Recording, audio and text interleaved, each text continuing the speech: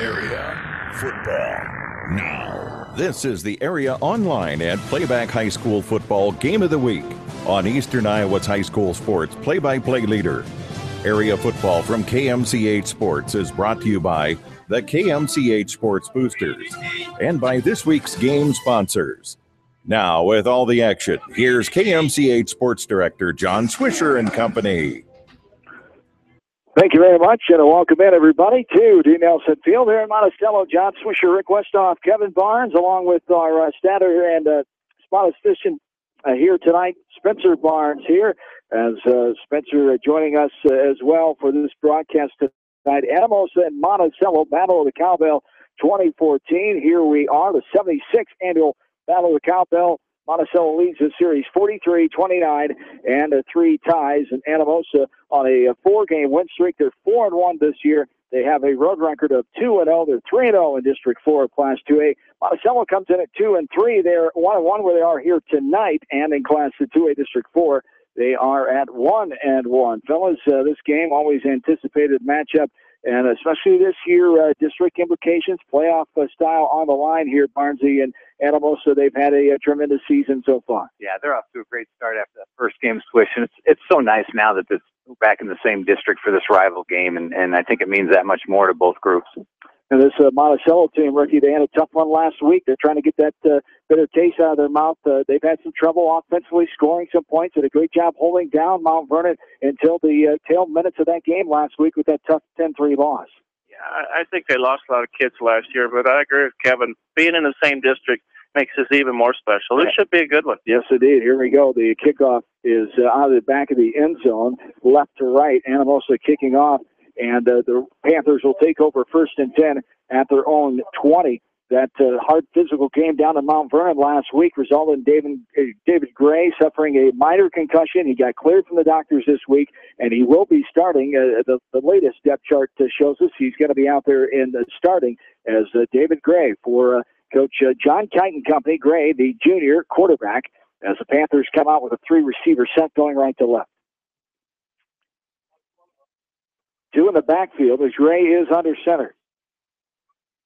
Gray will hand off, second man through, and it's going to be wrapped up and taken backwards as Aitchison, the ball carrier, and tackled there by number 4 for the Raiders. That time, Eli Hughes, a 6'4" senior. Yeah, Hughes and Decker both got great penetration up front, Swish. You know, we did the Maquoketa Valley game, and that's one of the things that Monticello did a nice job of that night. Is they didn't allow Maquoketa Valley much penetration, actually kept them in the game through a half and a little longer, but Anamosa had great penetration that time. Aitchison, the second go-to back. He's got 47 yards on 6 attempts, no touchdowns. Here's a 3-receiver set again. Low pitch left side, going right to left. Aitchison again and taken down by 2 Raiders. As I believe Frazier in on the tackle there. Tyler Frazier, a linebacker for the Raiders that time, a 5'8" senior. Nice tackle, because there was some room. If he got through that tackle, there was some running room. So this doesn't look like, it looks to me like there's a lot of white on the other side of that line. Yes, indeed. Great penetration so far early on. It's 3rd down 11, just under 11 minutes to play. Going right to left, the ball's on the 19. Here comes Grain, shotgun, looking left. Now throwing left, has a man there, and it's going to be caught and out of bounds. Caught there by number 9, Jesse Ivan, the wide receiving junior for the Panthers. Nice play off the left side. Had itself wide open until Raider could get there. By that time, he was out of bounds. 1st down, first run of the night for the Panthers. Yeah, just a simple crossing pattern, and Anamosa blew the coverage. 2 guys went with the guy who went the inside, which is Jared Easton, which you're going to focus most of your attention on Easton all night long, and left the other receiver wide open.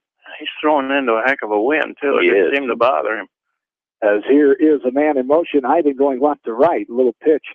Second man through. Aitchison gets tripped up in the backfield again. Great penetration. I believe it's Hughes again. That was Zumbaugh that time. Zumbaugh, 14. Thank you. Yeah. Tyler Zumbaugh, the athletic player, defensive linebacker, and a tight end on offense, a 6'5" junior is Zumbaugh. 10.5 to go. A loss of 1 on that play. 2nd down 11. You know, this could turn into a passing event for Monticello. Being at D. Nelson Field, he just rolled over in his grave. The winningest coach of all time in Panther history, 182 wins in 33 years. Dean Nelson, under center, is the quarterback, Gray. He pulls out, looks left side. Now rolling left side. Still on the run. Has a man coming, and he's going to throw it out of bounds as he's being taken down. An incomplete pass called on the tackle that time for the Raiders. Number 56, Nathan Decker, the 6'3 senior. Kid broke away late. He was open, but the kid quarterback running left couldn't get squared up to throw it. Yeah, he never even got time to set his feet that time, Rick. Again, Anamosa's got great penetration. It's brutal. I don't know what the weights are, Kevin. Are they big, Anamosa's the line? You know, up front they've got some nice-sized kids, and they're pretty athletic. Yeah, they sure are penetrating. As 9:58 to go here in the first quarter. Earlier start than the 7:30 slated. Here is in the shotgun, Gray. Looking left, now throwing in the middle. It's going to be caught over the 40-yard line. That's close. At about the 43-yard line, and they give him the first down. That was a gift. Yeah. Nice spot. Nice spot. Hometown spot. That's what it should be. It's at home. Well, I'll give Monticello credit. Good protection that time. Nice route. Good ball. A little high. Easton, was it Easton who caught it, I think, went up and got it? I believe so. Right in the middle of the field. As the Panthers still surging. Their second first down of the night. Going right to left. Shotgun. 4 receivers set again. Here's Gray looking left. Now looking middle. Now throwing right. Has a man wide open on that far side. Going to be taken down by a couple of Raiders. But that's Aitchison who makes the tackle, makes the catch to the far side as Zumbaugh helps make the tackle for Anamosa. I'm a little surprised, Rick. I thought the wind would affect the throwing game, but boy, so far he's right on the money. Oh, me too. That's a strong one. That kickoff start of the game almost went over to Casey's. Yes. Another first down, the third one of the night, as the Panthers continue to go right to left. They're at the 43-yard line of the Raiders. Here's a throw, and it's intercepted. There was a little contact on that far side. Defender slipped down, and the receiver, I thought maybe was tangled up with him, and the ball was well overthrown. Intercepted there by the Raiders, number 7. That's Kyle Sayer, the 6-foot junior, gets the first turnover of the night. Anamosa ball, they have it on their own 35-yard line. And there was serious contact, Swish, but I think you're right. I think they ruled it as incidental. I think the Monticello tried to run a double route or a double move and got locked up with the defender and fell, and he threw the ball right to Kyle Sayer. I have to say something about Kyle Sayer. I saw his mother today, and she wanted to make sure I got him mentioned 100 times. 99 left hand. We're ready. First and 10. Kyle Sayer, a nephew of Casey Ditch, an Anamosa teacher and coach, of course. Here's a run off the left side on the far side, and a host of Panthers there will get to him and take him down shy of the 40-yard line. The ball will be on the 39. And you're going to see that play over and over and over unless Monticello is able to stop it. Yeah, they didn't get much penetration. Trevor Wheeling on the carry that time. He leads this offense 522 yards, 92 rushes, 5.7 a carry. He's got 5 touchdowns as Trevor Wheeling. Second down and 5 after 5-yard gain, 8.5 to go. Quarter number 1, Anamosa Monticello. Battle of the Cowbell, 76th edition. Here is a handoff left side, and the Panthers get in there and stop it just shy of the 40-yard line that time. Same exact play. That time Monticello got great penetration up front. They've stopped the run pretty well all year. They're a pretty good defensive team, but Anamosa throw much? No. As the throwing numbers, Colin Schulte. But they're highly effective when they do. 17 of 32. He does have 8 touchdowns, 1 interception. Man under center, 2 in motion there. I was going to say, that's not normal. And the flag, the lawn tree. North of the border, that's even in Monticello, that's a penalty. Even the home field advantage, you can't get those calls. And few flags came out, rightly so, on that one. I was watching Barnes' offense in basketball. Everybody going the wrong way. 2 guys running into each other. Perfect. Whatever you have to do, as there is a first flag of the game called on Anamosa. 7:56 to go. Quarter number 1. We talked about this weather. The rain has stayed away, but 45 degrees, a feel-like temperature of 28. Winds out of the northwest at 22 miles per hour here on this chilly night, week 6 of the high school football season. As the Raiders backed up. The good news, Swish, is the feel like in the press box is about 73. Yes. So I need a shed away or two. You got to be a nail an important point. Here's a 4-receiver set. Looking is Schulte going to throw left side, little screen pass it is, and rumbling up the field, getting the first down right on right near the logo on the 45-yard line there. As Wheeling, I believe, caught the pass that time. Yeah, and it was a screen pass, really no blockers even needed. He just got out, kind of a swing pass out. The defense front line rushed hard, and Schulte just threw it right over the top to Wheeling and ran hard and got the first down. First down of the night for Anamosa. 7:31 to go. Two receivers set. Man in motion going right to left. Here's a handoff to the first man through. He kept it indeed, and up the sideline, off and running. What a fake it was on the far side is Schulte as the 6-foot junior. A great fake that time as they thought for sure, and so did I. Trevor Wheeling right up the middle had that football. Yeah, 37 yards on that swish, and you're right. Monticello went in and tackled the Wheeling kid and Schulte, and he's very, very good at that. He's very smooth with the football. So 7:15 and counting here after the long run, 37 yards. As we said, 1st and 10, the second first down of the night for Anamosa. Ball's on the 25-yard line. Here we have a receiver split near side, the far side of the field. Here's a fake handoff. Schulte's going to run up the middle of the keeper and getting to him in the middle of the field and wrapping up, taking him down is one of the linebackers there for the Panthers. That's Jesse Iben coming up and making that tackle, as it will be a gain of a field to give him 3 yards. 2nd down and 7. Ball's on about the 22. 6.5 to go, quarter number 1. No score on this one yet. Watching that kickoff and seeing where they are, I think if you go in this direction, you kick a field goal from the 40. Yeah. Well, both teams got great kickers. Yeah. They really do. Both kids have good legs. And that may play the biggie tonight if it stays close. 3 receivers set, man in motion left to right, and here is a flag. There was some movement up there. I think it's going to be offside, Swish. There was a defensive back on the near side that jumped. And the head referee getting the call from the sideline official now. And it will be encroachment on the Panthers. It will be the first penalty of the game.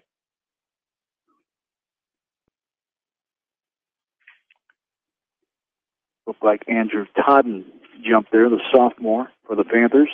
So 2nd down and 1, 6:09 and counting. Here in this first quarter, no score. Raiders threatening as the ball is on the Panthers' 16-yard line. 3 receivers set. Man under center is Schulte. He'll fake the toss. Now they'll pitch left side. Off and running and now pushing him out of bounds. Our 3 Panthers right there is on the carry. That time was Daniel Hoosman. They call him Daniel Boone Hoosman, the 5'8 junior. His first touch of the ball game. And it'll be just shy of a first down. It's off 3rd down and 2 here with 5:35 and counting. Quarter number 1. They played that well. They stayed home and pushed him out of bounds. So what do we got? 3rd and about 2 here for Anamosa. Going left to right. Daniel Hoosman, 248 yards, 31 carries coming in, averaging 8 a carry. He's got 3 touchdowns. His longest is 71 yards. Under center Schulte, a whole bunch of movement up front, and the Panthers jump off sides as Monticello jumping off another penalty here on the Panthers. Their 2nd. Probably a little hard count, don't you think? Yeah, there's no doubt. Draw them offside. Yeah, there's no doubt it was. Probably something they saw on the tape, Rick, because both middle linebackers were up in the gaps, going to blitz, and about 4 kids jumped offside. So 5:17 and counting here. Schulte, we under center again. 2 receivers now, man in motion left to right. Here's a handoff right up the middle. It was Wheeling making his way through there. He'll get close to the 5-yard line. They mark him down just outside the 5. Good pickup on the first down after the 3rd first down of the night for the Blue Raiders. 4:45 and counting here. 2nd down and 4 from the 6-yard line. 1 receiver, the near side. Schulte is under center. Man in motion left to right.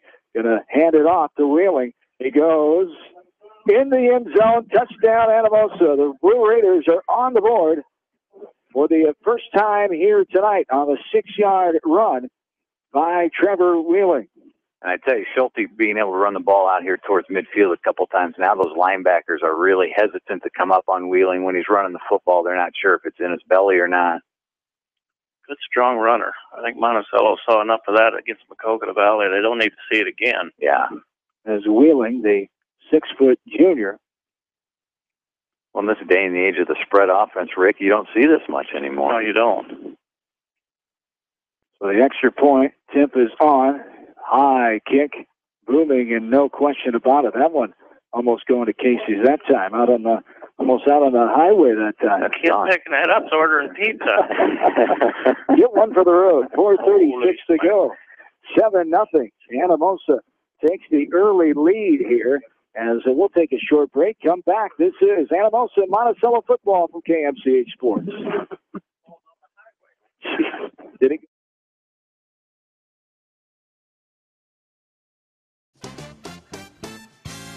Bob Stephen Motors in Manchester proudly supports all area athletes. Bob Stephen Motors is your locally owned and operated GM dealer in Manchester. Check them out on their web at bobstephenmotors.com. Making decisions about your healthcare options does not have to be difficult.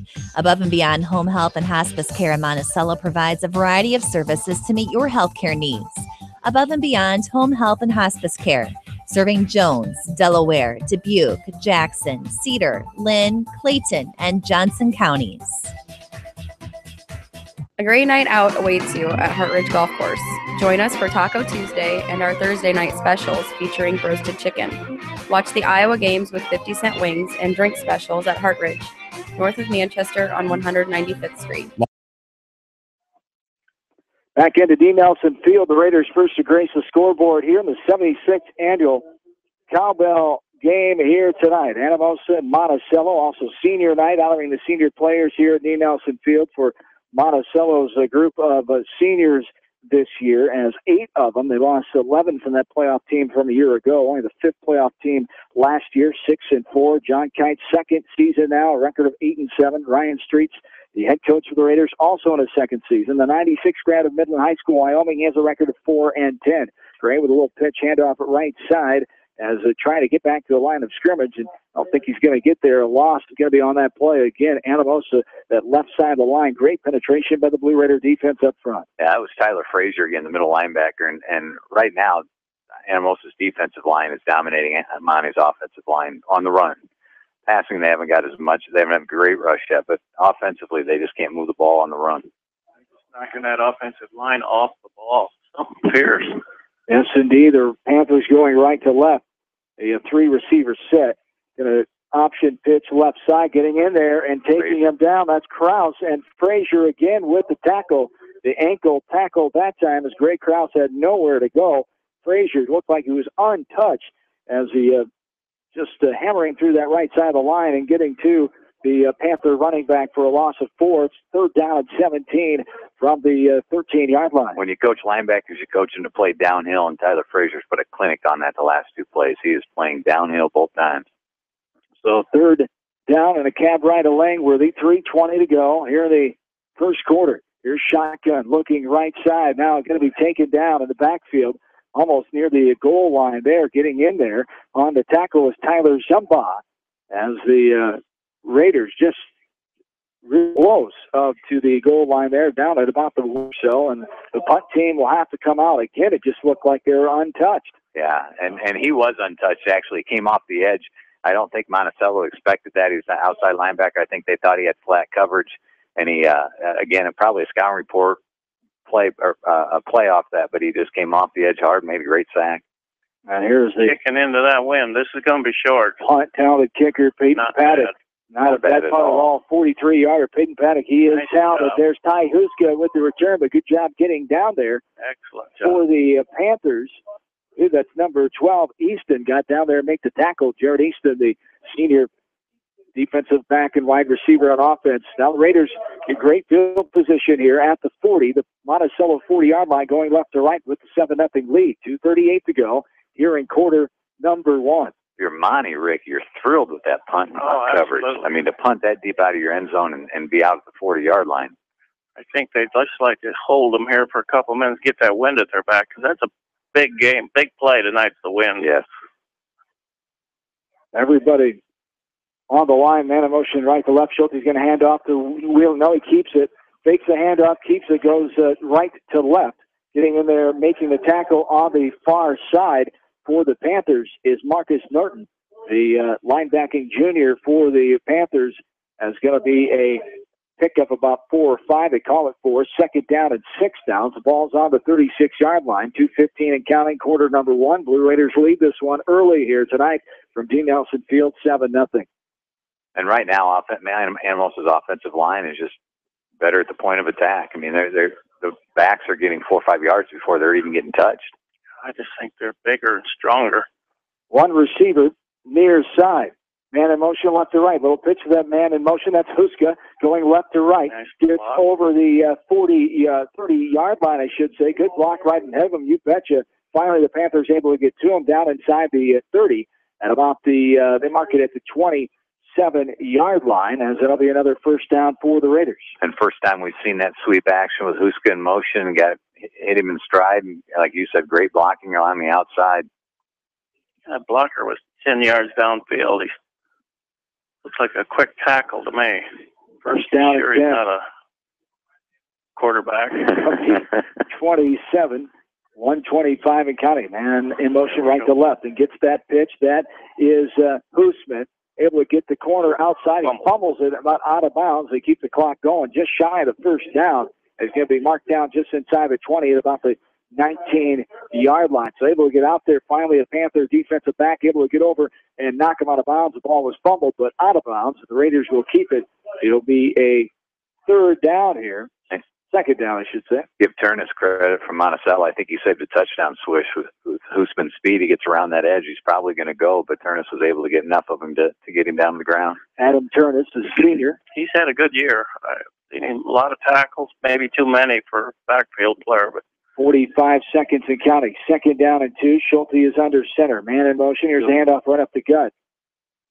And that is Wheeling. And it'll be close. The first down. See where they spot this one.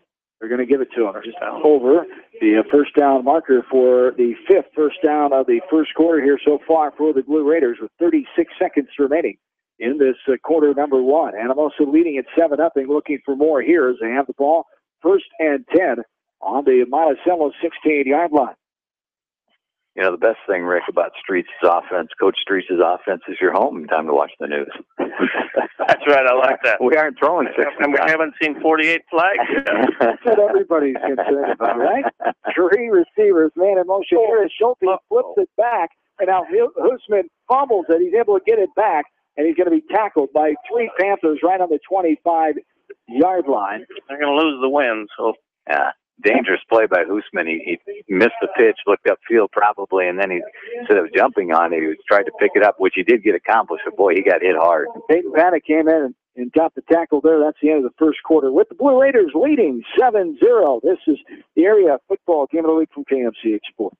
Long-Term Medical Supply downtown Manchester is a proud supporter of all local athletes. Shop their sports and orthopedic department for all of your athletes' medical equipment needs. Long-Term Medical Supply, your local medical equipment choice. All Seasons Auto Body in Monticello specializes in body repair and painting on all makes and models. All Seasons Auto Body offers free estimates and reasonable rates. Open Monday through Fridays and Saturdays by appointment.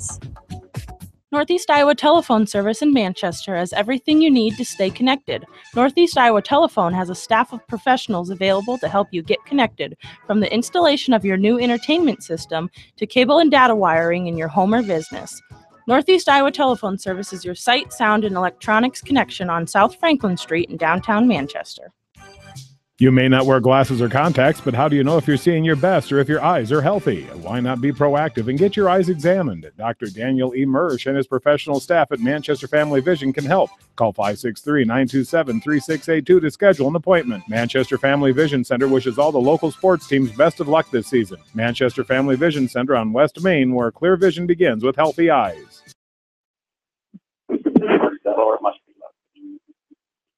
John Swisher, Kevin Barnes, Rick Westhoff back with you, along with spotter Spencer Barnes here tonight inside the warm and cozy press box of Dean Nelson Field as the Raiders have it.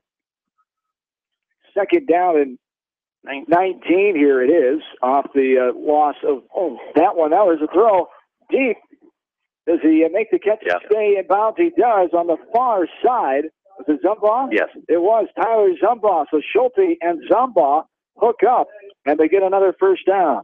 Nice luxury when you have a 6'5" kid out there. You just throw it up to a good athlete, and Schulte put it right on his numbers, went and got it, and first and goal. From the 5-yard line, 11:53 remaining here in the second quarter. Raiders 7-0. They scored with 4:36 to go in that first quarter after an interception early on in this ball game with 9 minutes to go. Raiders now threatening to score again. Here's a pitch left side. This is Huska trying to turn the corner, but he gets tackled from behind by Peyton Paddock. Gets in there, taking him down inside the 10-yard line, about the 8-yard line be marked down. And Huska just couldn't get that tackle turn. And Peyton Paddock, a talented player, both with his kicking leg, but he can make some tackles as well. Yeah, that was a great force play by him. He came up, forced it the right way, made a good play. Huska tried to take and go on and also made a nice play, but Paddock was able to get him. Paddock is 5th on the team in tackles with 13 solos, 7 assists so far this season. Here's a 2-receiver set, one each side. And there's some movement there as Huska got a little antsy on the far side and the left side, near side, I should say. And it looks like it'll be a false start. The only question was, Swish, Monty actually jumped first. Did they get in the neutral zone? Did see some movement on Monty's side. Homer talk. Well, Monty tries to cheat sometimes, I've been told. Not intentionally. Oh, my God, it's going against. It is going against Monticello. An encroachment call there on the Panthers. That'll be the 3rd penalty of the night for Monticello. That hurts. Yeah. And that's the 3rd time they've been able to do it, Rick. So obviously, I saw something. They did see something. Monticello's aggressive. They know they're good defensively, and that takes aggression to be like that. But now they're taking advantage of it. So 2nd down and goal from the 3. One receiver near side. Schulte's under center. Raiders going right to left. Here is Wheeling right up the middle. He'll break the barrier for another touchdown. Touchdown, Anamosa, their 2nd of the night. This time it's Wheeling again. A 3-yard variety this time. Good 10:54 to go in this second quarter. They don't have any defense for that. When you get down inside the 5, I don't think they can stop him. No, and Wheeling does a really nice job of picking his way through there. He's a hard runner, but he's got good vision. Yes, he does. And there's another offside. Flags come on the... They line up for 2, or are they trying to kick it there? No, they were kicking. They were trying to kick it, but flags come on the far side. And it will be encroachment on Monticello. Again, the 4th penalty on the Panthers. We talked about earlier in the game, red zone defense. It was one of the staples for Monticello. They've given up 2 touchdowns inside the red zone here tonight, and they've struggled with their red zone offense so far this year. But they've been solid on the defense until tonight with 2 early close touchdowns. They're just overmatched at the line of scrimmage right now. They just can't handle them. Attempt for the extra point. Getting in there, blocking that one. The defensive end coming in there. It's Easton lined up and came in there. Boy, he got in there quick, untouched. Nobody blocked him there. And the Raiders will lead 13-0 with 10:54 to go in the first half. It's Anamosa over Monticello. We're back after this from KMCH Sports. You may not wear glasses or contacts, but how do you know if you're seeing your best or if your eyes are healthy? Why not be proactive and get your eyes examined? Dr. Daniel E. Mersch and his professional staff at Manchester Family Vision can help. Call 563-927-3682 to schedule an appointment. Manchester Family Vision Center wishes all the local sports teams best of luck this season. Manchester Family Vision Center on West Main, where clear vision begins with healthy eyes. American Trust and Savings Bank wishes all area athletes and coaching staff continued success. American Trust and Savings Bank with locations in Dyersville, Farley, Dubuque, and Des Moines. Simply better banking. Check them out at americantrust.com. Member FDIC, equal housing lender. Kelleher's Jewelry is your jewelry experts in Monticello. Before you make your commitment, look at Kelleher's. A diamond of perfection deserves a jeweler of equal distinction. Choose Kelleher's Jewelry in Monticello for your jewelry today. Ooh. A soft pooch kick there by Anamosa. Flag on the play on the far side. What you see on this one?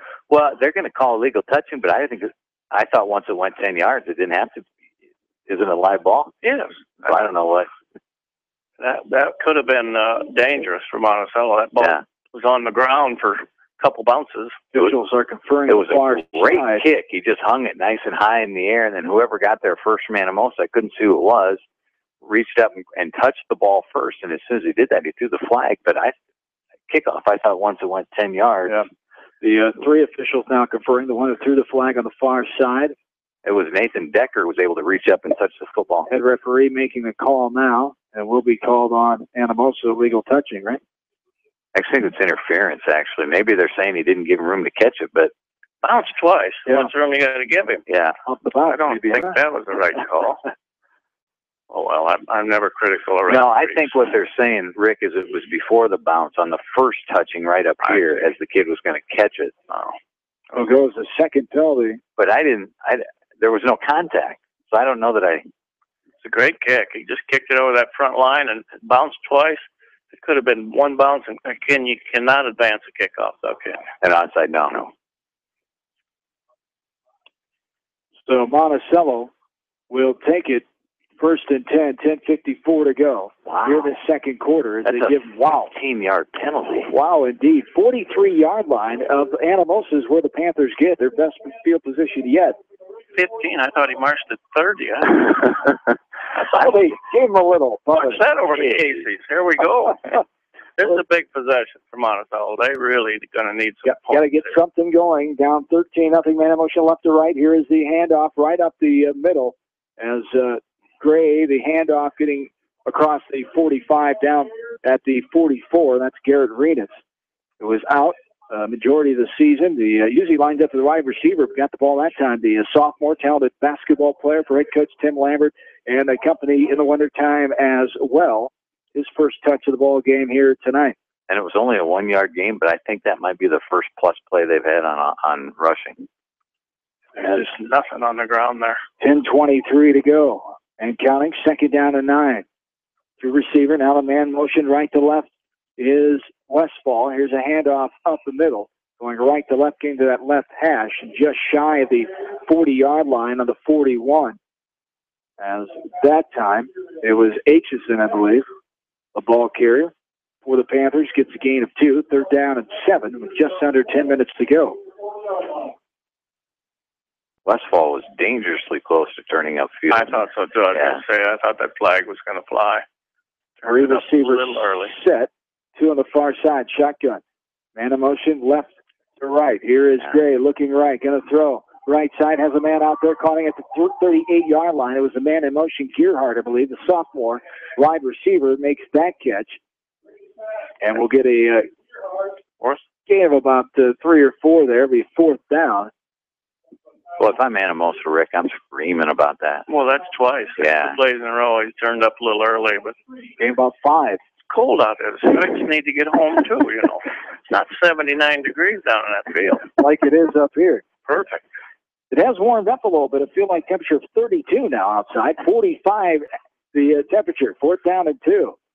Should we make that announcement? It's warmed up a little bit. Here's your long field goal. Here's that field goal. Swish. Here it is. That would be Peyton Paddock comes up 53 yards. 3 yards. A timeout coming first for Anamosa. They want to talk some things over here about the 53-yard. Peyton Paddock, he's been to a lot of 12 or 13 kicking camps this summer as being looked at by some Division I schools. Iowa State has shown some interest of him as Paddock, talented senior. We talked about his defensive prowess, but he's known for his kicking. A great kicker we've seen in the last couple years. And we'll see if he comes back out and going to try the 53-yarder after Anamosa discusses things on defense. This would have to be a record, I would think. 53 yards may get him that scholarship if he makes this. Yeah. Well, in the winds, I mean, it's strong, but it's not a gale force like it was earlier in the game. It's let up a little. Yeah.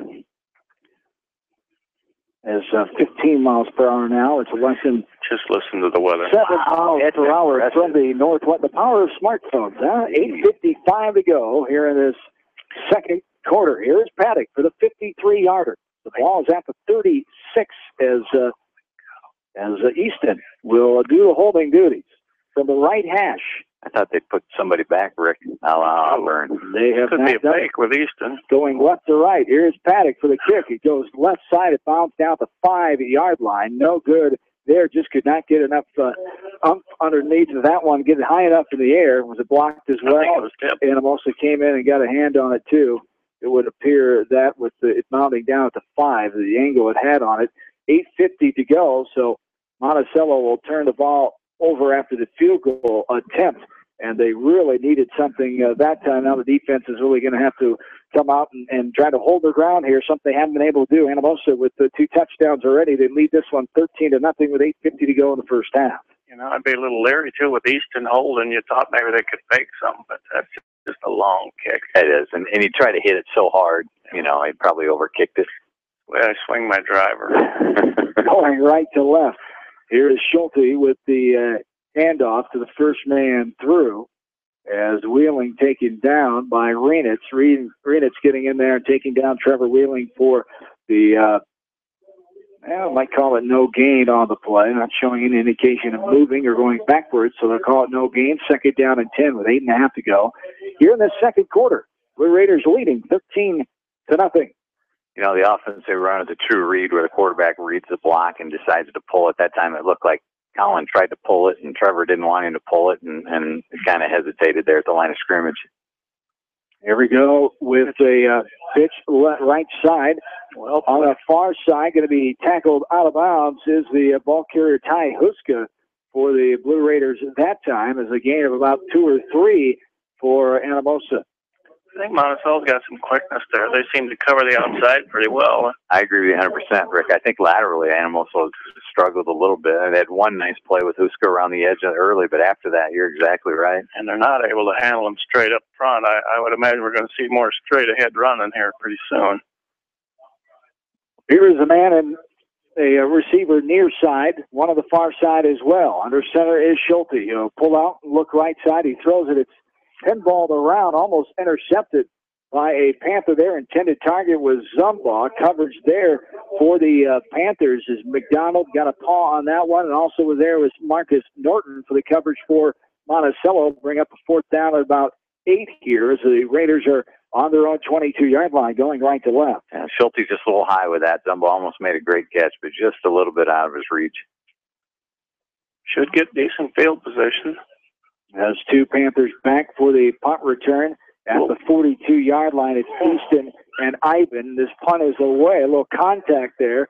No flag. Nothing called as Temp got that one away. He's looking back and talking to the head referee. Nothing doing as the punt bounds down inside the 50. They'll mark it down at the 47-yard line.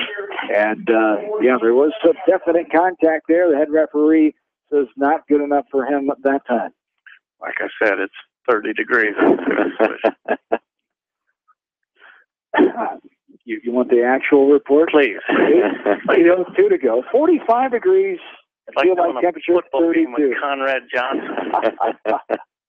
Here's a pitch going right to left on the far side. The Raiders get in there and pin them back at the 49-yard line. That time H is in the ball carrier. Get it in there for Anamosa. That's Kyle Sayre again, the 6-foot junior. Yeah. Sayre cleaned him up twice. Sayre cleaned him up, but Brubner made the great play. Stayed home at corner, forced him outside in, stood him up, and then Sayre polished him off. So a loss of 2, second down and 12, 7.5 to go. Have they got a plus yardage for the night on the ground? I don't see how they could. We'll check our stats at halftime with Pat Raker and Nick Miller from Monticello Stats and a company. Here is rolling out Gray. He's going to tuck it, almost taken down. Pressure coming there, throws it out of bounds as he hits Coach Greg Williams right in the hands at the 40-yard line, out of bounds that time as Gray able to get rid of it. That pressure came as he had a Raider bearing down on him. A couple of them in there that time was Austin Hunt, also Nathan Decker applying the pressure for Anamosa. Yeah, Austin had his hands on him, just let him get away, was able to save himself about 10 yards, throwing it out of bounds. So 7:19 to go, third down and 12. A 3-receiver set this time.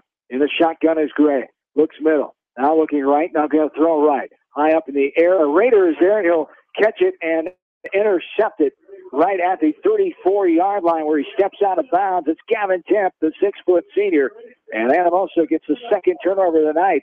A interception here with 7:12 to go. Second quarter, Raiders lead 13-0. Gavin Tim's just back, Swish. He's been able to kick and punt all season, but last week was the first game he's gotten to play all season after shoulder surgery, so working his way back in nicely. That shoulder surgery came from that injury way back in the first game last year against Monticello, and lost to the Panthers 28-0 at Anamosa. Last two wins, Monticello in this series have been shutout variety. They have the cowbell as they've won 10 of the last 14 of these meetings dating back to 2000. Here's a handoff, right, left to right. Who's trying to get the corner turn, gets tripped up a little bit. Still going on the far side, gets past the 45, down inside the 50. He'll be marked down at about the 49-yard line. A first down for Anamosa as Huska did a nice job stretching that out, turning that corner, and they back him up a little bit. Still at the 48, good for a first down. There must be no motion calls tonight because I thought Anamosa really jumped early. Yeah, I did too. And now there was something going on over here between two players. I don't see a flag. Don't see any flag, but the officials of the 5 officials are confirmed in the middle of the field right next to the Panther logo. Beautiful Panther logo. Just maybe they're trying to figure out how cold it is down there. Put it on the field. No, they just need a smartphone. Do they have your phone? And 7:03 to go in the second quarter. Raiders are huddled up. Panthers are in their defensive formation here. Coach Kite is a third of the way out of the field near the 50-yard line, wanting an explanation. And the officials are still conferring, talking this one over. As Anamosa leading 13-0. A series dominated by Monticello here, 43-29 and 3 ties. I think the official just made some sort of signal there. I don't know. He's coming over and talking to Coach John Kite. I thought there had to be a flag. If there was a penalty, there had to be a flag. Well, they moved it back. They moved the ball to the 44-yard line. They have a slight talk with Coach Kite there. Now, away we go. Inadvertent whistle. Call. Thank you, Diz Edwards, fine PA man here at Dean Nelson Field, letting us know that one. So right on top of it, the folks to our right, Todd Lambert, Denny McDermott, and company, along with Diz. There is Schulte handing off, going left to right. Wheeling is tripped up as he's going to be marked down at about the 47-yard line. A slight gain on that first down pickup that time. Don't you wonder why the official 50 yards away was blowing his whistle? Inadvertently. Well, it's one of my favorite calls. Good Lord. Inadvertently. Maybe it's so cold his lips stuck to the whistle. It's the only thing I can think of. I got kicked out of some basketball games for telling them where to put that inadvertent whistle. That shocks me with you. You're mild tempered. Second down at 8, 6:23 to go. Man in motion, Hoosman left to right. Here's a handoff. Schulte, and getting across the 50-yard line on the far side. Wheeling had the ball that time. It'll be marked down on the Panther 49-yard line. It's another couple-yard gain there. It'll be a third down and about 3 now for the Blue Raiders with 6 minutes and counting here in the second quarter, and also leading at 13-0. Have you got the wind speed over there? We do. It's still at 15. I don't think so. From the northwest. Your smartphone's dumb. What? Look at that flag. How quickly does it update?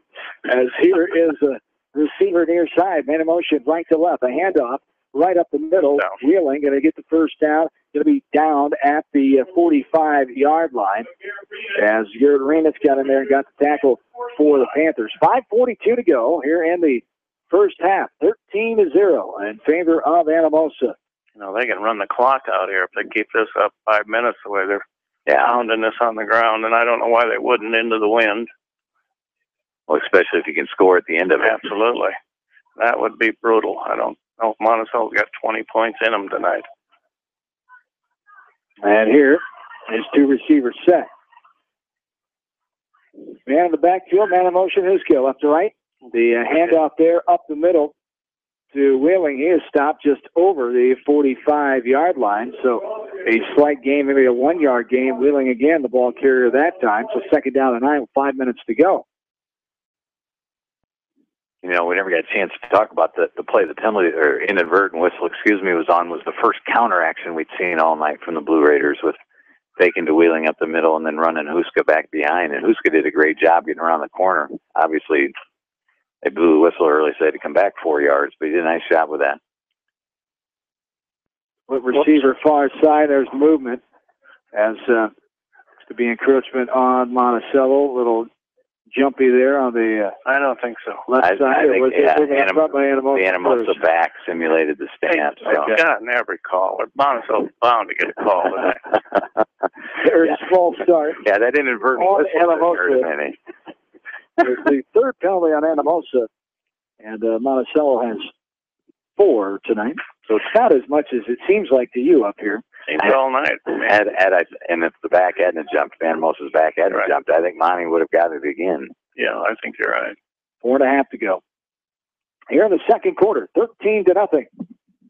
As 3 receivers set this time, Schulte, Man-in-Motion, and Hoosman. He stops, comes back to pitch to Hoosman, gets over the 45-yard line and be tripped up and down. Rainitz in on the tackle, as well as Adam Turnus there making the tackle for the Panthers. And Huska's had that type of season where he'll run 3-4 times for minimal gains, but he's so strong and he's so fast that eventually he breaks one for a long run. Hoosman, 31 carries, 248 yards, a second go-to back of the team for the Blue Raiders. At 4-1, 3-0 in District 4.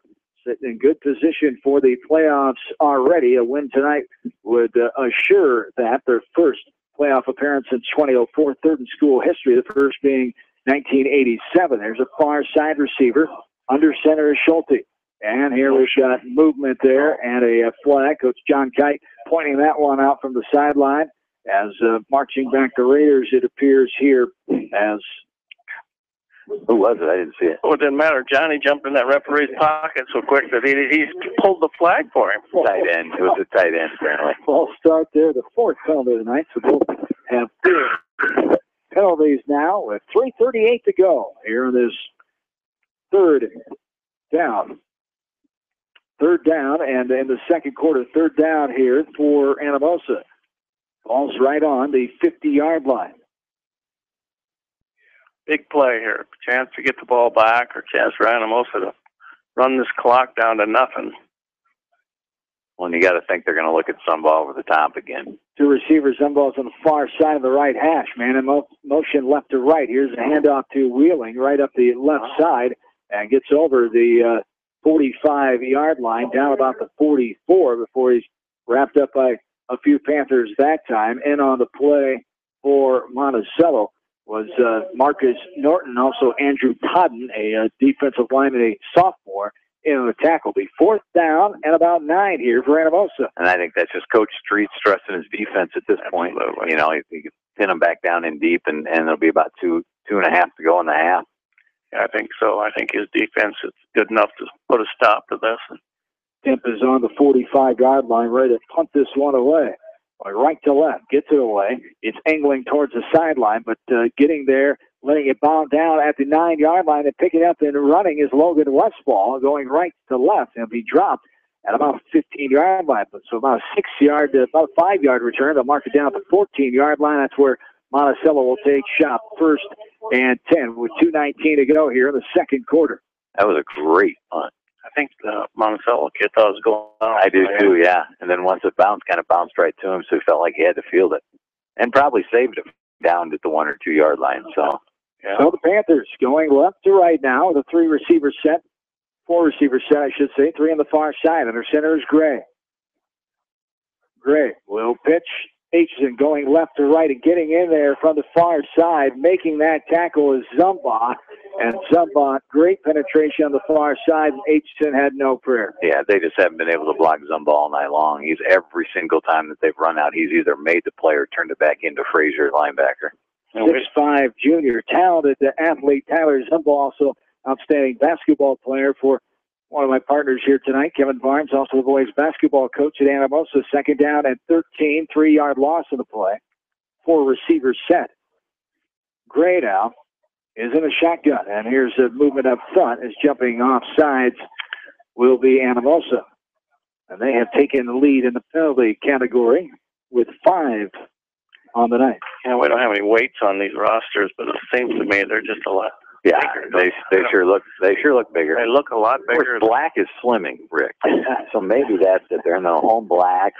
Is that way you and Swish look like you're going to a funeral or something? Here's the 4 receivers set. Second down at 8, 125 and counting. Here's a pass left side, almost intercepted.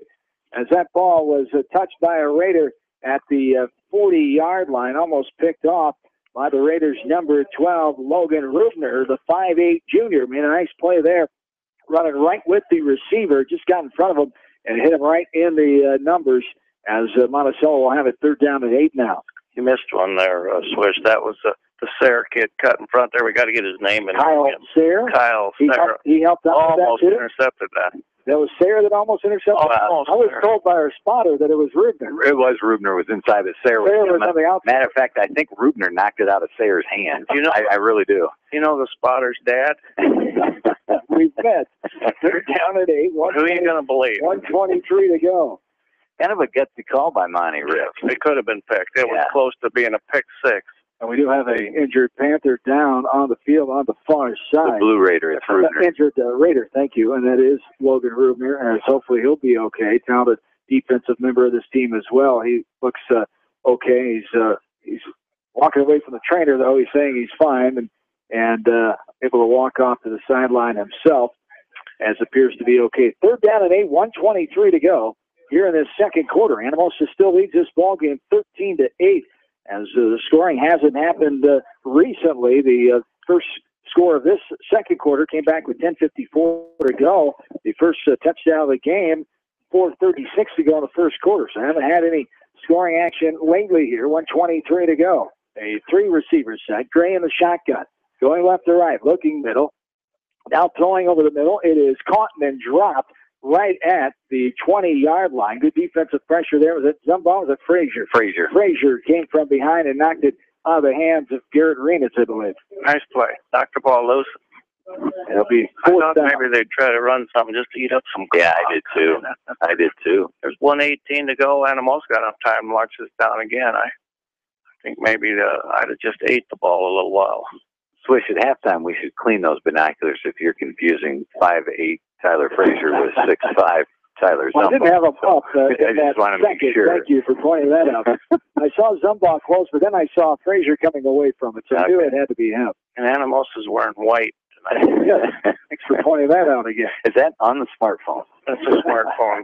I don't have an app for that. Uh-oh. This one is punted right side by Paddock. He's going to bounce down the 41-yard line. It bounces all the way to the other 41, and that's where it goes out of bounds as Monticello. How many yards? Monticello will, no spotting number on that one, huh? No, well.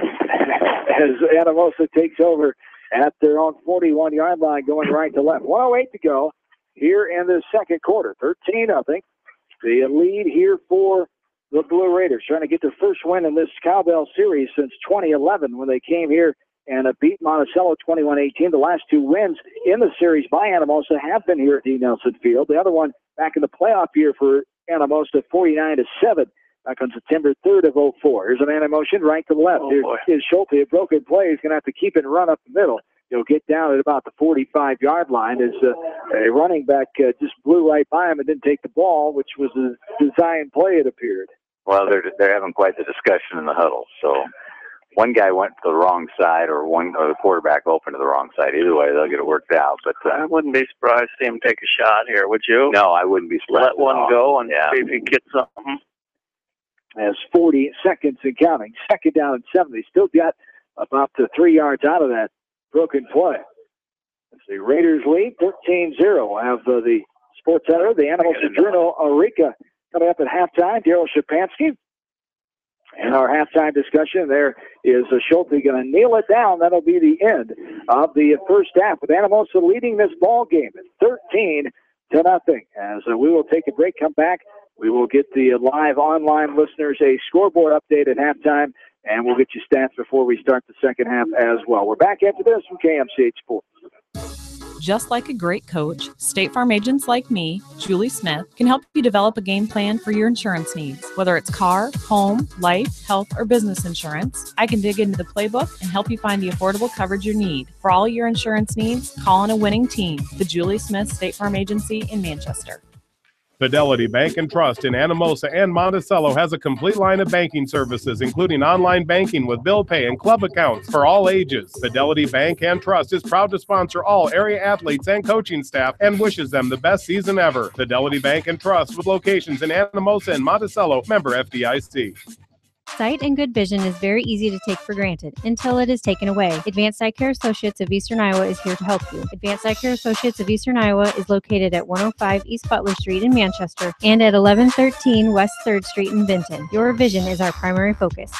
For over a century, Andersen has been helping families make their homes brighter, more comfortable, and more beautiful. They do it by making quality windows and doors, setting the bar high and raising it day after day, year after year, making Andersen the leader in doors and windows. Contact local vendor Delhi Lumber at 922-2404 for all of your window needs. Delhi Lumber, your authorized Andersen Windows dealer, has big town quality with small town service. At Community Savings Bank, it's simple. Simply free checking comes with free debit cards, free online banking with bill pay, free mobile money, and free thank you gifts. Find out more about Simply Free Checking at one of our 7 locations or online at csbiowa.com. Community Savings Bank.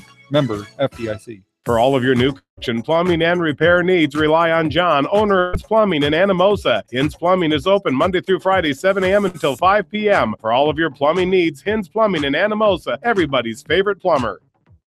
Jay's Auto Supercenter on the Greater East End of Manchester has quality pre-owned vehicles, great financing options, and a full-service department, body shop, and detail department. See their full line of vehicles online at jsautosales.net. At Jay's Auto, customer satisfaction is their #1 priority.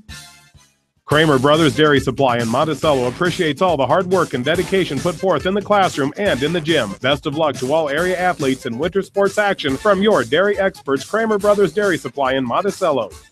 Hi, this is Jamie Baskey at Don & Walt LLC, your independent Lennox dealer in Manchester, encouraging you to plan ahead. Have us check your heating or air conditioning unit before you need it. For residential or commercial plumbing and heating needs and top quality Lennox furnaces and heating units, see Don & Walt LLC on East Main Street in Manchester, or give us a call at 927-2232. Monticello Equipment wishes the best to all area teams and coaching staff for a successful winter sports season. They realize all the hard work and dedication it takes in the classroom and in the gym. For all of your farm equipment needs, Monticello Equipment, your certified Gold Star John Deere dealer in Monticello. Viafield is your headquarters for all your seed, chemical, and fertilizer needs. They have professional service and quality products needed to bring the best crop to market. Viafield, providing growth opportunity for 18 locations across northern Iowa and southern Minnesota. Monticello Sports is your retail sporting goods store in Monticello. They carry shoes, uniforms, and equipment and do screening for all area schools. Monticello Sports is your specialty sporting goods shop in Monticello. The Eastern Iowa Shopping News and the Dyersville Commercial recognize the hard work and dedication of all area athletes. Check out the weekly sports section in the commercial for scores and information. The Eastern Iowa Shopping News and Dyersville Commercial, supporting your communities. Welcome back in. Halftime, D. Nelson Field, Anamosa, Monticello, the 76th annual cowbell game here tonight. John Swisher back with you, joined now by the fine sports editor of the Anamosa Journal-Orinka, Daryl Shapansky, joining me here on the halftime report. Daryl, good to see you again. You've had a fun fall here, especially with what we've been taking in tonight. We're going to finish taking in the rest of this game here, this Anamosa Blue Raider football team. It's been a fun fall for you compared to last several ones. Actually, it really has, John. The Anamosa is just absolutely enamored with this football team this year. As it's been kind of well documented, we had lost 25 in a row coming into this season, and those of us close with the program knew that this would be kind of a turnaround year. And after an overtime loss against North Cedar in week 1, it really has been. Football teams has been doing phenomenal. They've won 4 in a row now. If they win tonight against Monticello, it'll be 5 in a row, and that'll tie the longest winning streak in about 2 decades. The 2014 won 5 straight. So we're hopefully doing some amazing things with this football team this year. Absolutely. Best start since that 2004 team tried to turn the tide in this series. The series has been dominated lately. Monticello's won 7 of the last 10 in this cowbell rivalry. And whenever you get these two teams together, it's an anticipated matchup and just a fun one. And the Anamosa crowd has come out. No reason why there's a lot of excitement. The reason is obvious with the product on the field, with those wins you talk about. And it always just sets a better tune for the school year and for the town itself. It just a good atmosphere when your football team is doing successful. The fan support has been absolutely phenomenal, not just at the home games, but the road games as well. Actually, at Comanche last week, Anamosa had a pep bus. That isn't something that we had, especially to Comanche, which is about an hour and a half away. Something that you just don't see very often at Anamosa, especially for football games. So the community support has been absolutely fantastic. Again, here tonight in Monticello, the stands are packed over there. Everybody's really excited. Absolutely. What's been the main ingredients is the turnaround, the good junior class. They've had a successful sophomore campaign a year ago. But what really, in your mind, the work ethic, Coach Streets illuminated that in an article in the Gazette, and he's talked to you about it the last few weeks of he knew this group was going to be different, just the mindset, and they wanted to turn the tide. And actually, the junior class is a big part of it, but it's the combination with the senior class as well. Go back over the years when the junior class was 5th grade and the senior class was 6th grade in youth football. That was the only time in 9 years of the Northeast Iowa Youth Football League that Anamosa's had 3 teams. So the numbers have always been really good with those 2 classes. And that year, Anamosa went undefeated as a program at the youth football level. That's just built all the way on up to the point that we're seeing today, where those 2 classes just mesh. And those kids just get along on the field and off, and the results are proven that, they're winners. Absolutely. I think that youth football program has helped tremendously in Anamosa since they got that established. You see it other places, West Delaware especially, and then Monticello's gotten into it too. But I think that just really bodes well for developing those players at a younger age beyond that middle school level. Yeah, and it's been huge. And, just when you can get those pads on as early as you possibly can without suffering any injuries or anything, and just learning plays and things gets you off to a better start. And I think every community that's done that, as well as continues to build with it, as far as physically and mentally, it has just helped every program. That youth football has been absolutely outstanding. Absolutely. And now we switch to the world of volleyball. Coach Betsy Neverman and a company, a program that's improving in her 5th year and trying to get better. And they've had their struggles over the last few years, coming off a 1-27 year from last year. This year they've got 1 win so far, still looking for their first WAMAC conference win in 8 seasons. It's tough. When the grind of WAMAC volleyball, you have so many good teams, and I got to see them against West Delaware, of course, last Tuesday night, and the Hawks powerful as always. But the one thing I noticed, maybe from different Anamosa teams in the past, is their mindset. They were really focused. They were really tuned in. They didn't get their gobbers down when things went against them. And Betsy is staying positive, and that's what you got to do with younger and experienced players. West Delaware is just about the best team in the state. They are absolutely outstanding. So I wouldn't want to make any comparisons there. But it's easy if you look at the 1-loss record with Anamosa volleyball, especially since we joined the WAMAC 7 years ago, to be down on the program. But really, I'm really excited about what the possibilities are for Raider volleyball. There is a lot of really good young talent on that team. A lot of freshmen, a lot of sophomores that are playing. The seniors and the juniors are out there battling too. You got to have a lot of respect for the girls that are going out for the sport. It's been a tough run, but they're out there still trying. Nobody is giving up. There is not a single girl on that roster or that plays on the floor, that Betsy puts on the floor, that is not giving 100% every single time, and I've got just the utmost respect for that. Absolutely. Now we switch to the world of cross country. Coach Cowder, Coach Bader, before the Monty boy, Coach Bader, but Coach Cowder and company talk about how that season's been so far. It's been kind of an up and down year for cross country. The big news has been the performance of Emma Duncan. She's just been absolutely phenomenal. No surprise to anybody that's kind of followed cross country through middle school. Her and her sister Claire have been 2 of the best in the area in cross country. Emma's just really taken it up another level this year. Just about broke the school record at center point last week. Came 4 seconds away from the record set by Kayla Sanborn back in 2007. It could just be a matter of time before Emma gets that done, because she's just having a phenomenal year. Her and Bailey Sams have really led the girls. They were hoping for maybe a team berth. Some things are going to have to happen at the state qualifier meet for them to be able to get there. Right now, they're not so sure that's going to happen, but everyone's going to go out there and try their best. For the guys, Alec Countryman, Noah Sams have been doing a really nice job. They've been gradually moving up the standings all year. So, for Coach Phil Cowder, he just gets it done every year. The guy is just an absolute genius when it comes to cross country, and he doesn't just build for the present, he builds for the future, and he's doing that again this year. Absolutely. All right, Darryl, always good to catch up with you. Best of luck on covering the Raiders' rest of the fall sports, and we'll catch up with you on the road. Thanks for your time, as always.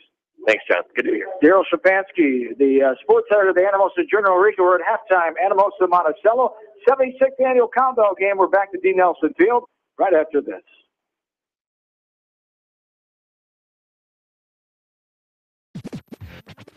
Pete's Small Engine Repair is your small engine specialty repair shop in Monticello. Best of luck to all area athletes and coaching staff for a great season from Pete's Small Engine Repair in Monticello. Whatever your favorite sport, we know you will join Parrott Insurance and Grinnell Mutual in supporting all of our local athletes. Parrott Insurance is proud to be part of this community and looks forward to catching all of the sports action this year. If you want a strong insurance team working for you, call Parrott Insurance today for a quote from Grinnell Mutual and experience our policy of working together. For fan food, not fast food, visit your after-the-game headquarters, Manchester Dairy Queen. It's quick, it's easy, your family will love it. Manchester Dairy Queen. Making decisions about your healthcare options does not have to be difficult. Above and Beyond Home Health and Hospice Care in Monticello provides a variety of services to meet your healthcare needs. Above and Beyond Home Health and Hospice Care, serving Jones, Delaware, Dubuque, Jackson, Cedar, Lynn, Clayton, and Johnson counties. Welcome back into D. Nelson Field as we take a look at the scoreboard. Week 6 here. It's 13-0. Anamosa leading the Panthers of Monticello. We take a look at District 3. West Delaware beating Charles City tonight. 2 undefeated teams in District number 3 in Class 3. The third-ranked Hawks of West Delaware leading 13-6 with 2 minutes to go in the first half. Elsewhere, Independence and Crestwood are scoreless nearing the halftime. Decorah and Vince Shellsburg also scoreless midway through the second quarter. Clear Lake is beating Waverly Shellrock 13-0 early on in the second quarter. District 4 of Class 3A, it is Cedar Rapids Xavier leading Western Dubuque. Bobcats hanging in there with the number 1 Saints. 6-0 Cedar Rapids Xavier at halftime. Solon over Central DeWitt down in DeWitt for their homecoming tonight, 19-0. It is Davenport Assumption over Dubuque Waller tied that game is, I should say, late in the second quarter, 7-all. No report from Marion and Macoka. Class 2A, District 3, no score. Beckman and North Fayette Valley in the second quarter. It's Mount Vernon leading Center Point Urbana 12-7 in quarter number 2, as New Hampton leading Owine 13-0 in quarter number 1. In District number 4, Cascade over Comanche 14-6 early on in quarter number 2. As Northeast and Tipton no score in that one. We go to Class A, District number 5. Edco is leading Easton Valley at halftime. Last check of that one, no report from Northland, Macoka Valley. East Buchanan is ahead of Postville, 17-6 in quarter number 2. Lisbon over Starmont. The Stars hanging with the Lions, 19-12. Lisbon over Starmont as that one nears halftime. That is a look at the scores. We'll come back, get you ready with the second half action coming up after this with a check of our stats. And I'm also leading Monticello 13-0 in the 76th annual Cowbell Rival game right here tonight from KMCH Sports.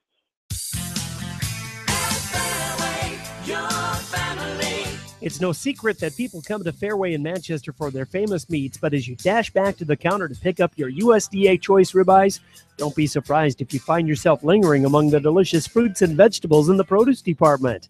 Shop Fairway in Manchester for low prices and all your grocery needs. Citizens Bank in Anamosa is proud to support all area athletes. They encourage everyone to attend the Anamosa Pumpkin Fest with a parade at 2:15 p.m. Bring your friends and family and enjoy the Anamosa Pumpkin Fest. Citizens Bank has been serving Anamosa and the surrounding area with their banking needs since 1907. Head to Fireside Pub and Steakhouse before or after the game or anytime, featuring steaks, seafood, pasta, sandwiches, and even fresh-made pizza. They say it's the best around. Visit them on the web at firesidemanchester.com for a full menu and special offers. Leonard Muller Funeral Home and Crematory wishes all the best to the athletes and appreciates their hard work and scholastic efforts throughout the year. For personal, caring service, Leonard Muller Funeral Home and Crematory in Manchester, Edgewood, and Strawberry Point. All Seasons Auto Body in Monticello specializes in body repair and painting on all makes and models. All Seasons Auto Body offers free estimates and reasonable rates. Open Monday through Fridays and Saturdays by appointment. Just like a great coach, State Farm agents like me, Julie Smith, can help you develop a game plan for your insurance needs. Whether it's car, home, life, health, or business insurance, I can dig into the playbook and help you find the affordable coverage you need. For all your insurance needs, call on a winning team. The Julie Smith State Farm Agency in Manchester. Many of us spend more time thinking about what's for dinner than thinking about retirement. But if you think your retirement needs deserve more attention, Edward Jones can help. Stop by Edward Jones Financial Advisor Kent Stryker's office at 400 West Main Street, Suite 100 in Anamosa. Edward Jones, making sense of investing, member SIPC. At Three Rivers, our customers come first. Your business is very important to us. Our goal is to provide you with the best products and service that you have come to expect from Three Rivers. Visit our website at threeriversfs.com or the location nearest you. Three Rivers, your partner in growth solutions. Kelleher's Jewelry is your jewelry experts in Monticello. Before you make your commitment, look at Kelleher's. A diamond of perfection deserves a jeweler of equal distinction. Choose Kelleher's Jewelry in Monticello for your jewelry today. Citizen State Bank, your locally owned, community-minded, and customer-oriented bank, is here to serve you. Choose one of their 7 convenient locations in Winthrop, Monticello, Manchester, Ryan, Point, Hopkinton, and New Vienna. Citizen State Bank, communicating with people you know, member FDIC. And welcome back into D. Nelson Field here in Monticello. 13-0. Anamosa leading over Monticello in this battle of Highway 151 teams, battle of Jones County teams, battle for the cowbell here tonight on Pink Out Night 2014. Great cause by JRMC and United Point. The third year getting together for this Pink Out event. Both schools uniting, the rivalry uniting here tonight, and it's been all Anamosa on the scoreboard so far, 13-0, as Monticello able to shut the Raiders down. The back half of that second half, though, Barnesy, though, only scoring one time in that second quarter with 10:54 to go.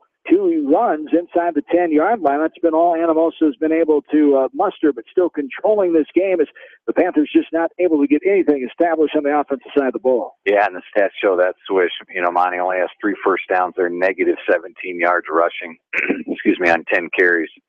And 4 for 10 for 43 yards, but 2 interceptions, both interceptions costly. And they haven't completed a pass. I don't think they completed a pass second quarter. I think all those completions were in the first quarter. Anamosa a little better, 9 first downs, 25 carries, 106 rush yards is what you'd expect from Anamosa, a lot more rush than pass. Schulte was 2 for 3 for 30 yards.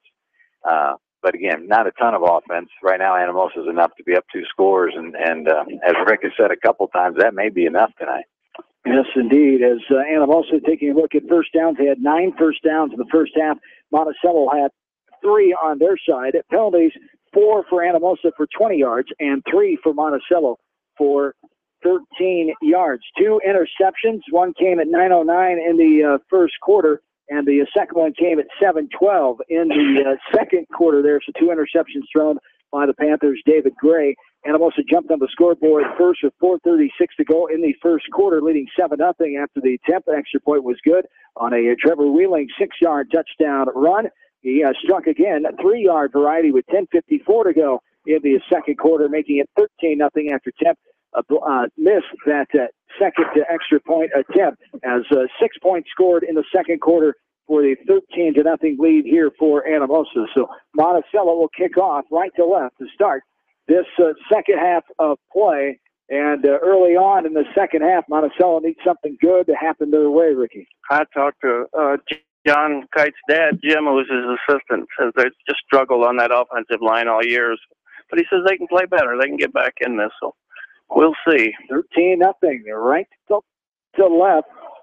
Kicking off here, the ball will bound down to 1 by Peyton Paddock and scoot in the end zone as Hisko looks at has it to fly over his head. The Raiders will take shot, I should say, 1st and 10 from 20. 15-mile-an-hour wind yet, Swish? I know you know those things. It has gone down now, 13 miles per hour to be exact, from the northwest. The guy gets it done. That's all I'm going to say. This guy is just done. It's like doing a ball game with a weatherman. He is good. But I think it's about 11 on my smartphone. Still feel like temperature is 32 degrees. It's 43 actually, and here is 108. Yeah, I would say they shut the heat it's off. a little warm in here. Did not get to shed a layer at halftime. Here is Schulte. Now Trevor Whittle off and running. No, that is Boone. Boone Hoosman. Daniel Boone Hoosman off and running. The 20, 15, 10. Forget all about it. Touchdown. Raiders as Anamosa gets on the scoreboard for their third time in this game. Just right up the gut, found that seam, and there wasn't a Panther around. That's that counter play. We talked about it. They ran it to Huska the first half on the inadvertent whistle. That's the only time we've seen it, and then they come out and start with the second half. Monticello's good defensively. They flow the football very well, as Rick talked about earlier, and you get everybody flowing one way and counter back, and Hoosman has great speed, and he was gone. There was nobody there once he got past the line of scrimmage. Nobody near him. Up and good. Tim's extra point. And Anamosa leads 20-0. 11:48 to go here. An 80-yard run there for the Stack all over that. Head on top of it. 80-yard variety there by Daniel Hoosman. And the Raiders are up 20-0 now. Talk ahead with your son at half. It worked really well. Yeah, I'm glad to hear you're going to get him to go to class. I'm going to even start paying his tuition. Wow, that's an offer. Wow. You got a full ride, don't you? Maybe his lunch every other day. 11:48 to go in the third quarter. 20-0 now. Anamosa with the lead. So not the start that Monticello needed there. As Anamosa, great start for them, though, as they will now kick off going left to right, and the confidence keeps on rolling for these Anamosa boys. Yeah, and Monticello's got to put something together right here. They're going to run out of time. Absolutely, or that might be the dagger. You know, it's pretty hard to swallow that first play. 80 yards was 80, right? Yeah. Thank you for verifying that. 80, and he had the 12-mile-an-hour wind at his back, Rick. I don't know if that helped him. Oh, at 13, thank you. Yeah, whatever it was, nobody was catching him. There's the kick by Temp. It'll be taken now off the fence. Oh, my. It bounded right to the other return man for the Panthers. He gets it at the 17, and now a fumble on the play. Raiders fighting in there for it. They say they have it. The officials agree. Panthers in there, and no decision yet by the officials. Are sorting out the pile, and the Raiders do have it. Anamosa gets it. The third turnover of the game, and Anamosa gets great field position on the 25. And guess who recovered? Your boy Kyle Sayre. Kyle Sayre. That's a fourth time tonight. Been mentioned. 11:39 to go. Who else did we give credit there? Our stat guy said he not only recovered the fumble, he forced it. Kyle Sayre came up with a big play there. The 6-foot junior. That was a tough play to begin with. It bound right off the first guy's shoulder pad, right in the second guy's hand. That's not a bad play if it worked. So the third turnover of the game comes with 11:39 to go in the third quarter. As the fumble there, first one of those of the game. Here's Schulte handing off to the first man through Huska. He is dropped down to the backfield inside the 30-yard line. Huska taken down there by number 10, Trent Aitchison came in and threw Huska down for the loss of about one of the plays. Second down, 11:20 to go, third quarter. Anamosa now the commanding lead, 20-0 here in the second half. A little bit of a gut check here for this defense right now. You know, it's easy to let down here, but I know Johnny Kite doesn't believe in that, so they'll be fired one way or another. As two receiver, did you get it? Got it. Just break your finger in the process. Three receivers here. Two on the far side. Here's Schulte. Man in motion left to right. Is Hoosman. Hands on now as he comes back right to left. Goes up the middle. Ball is out.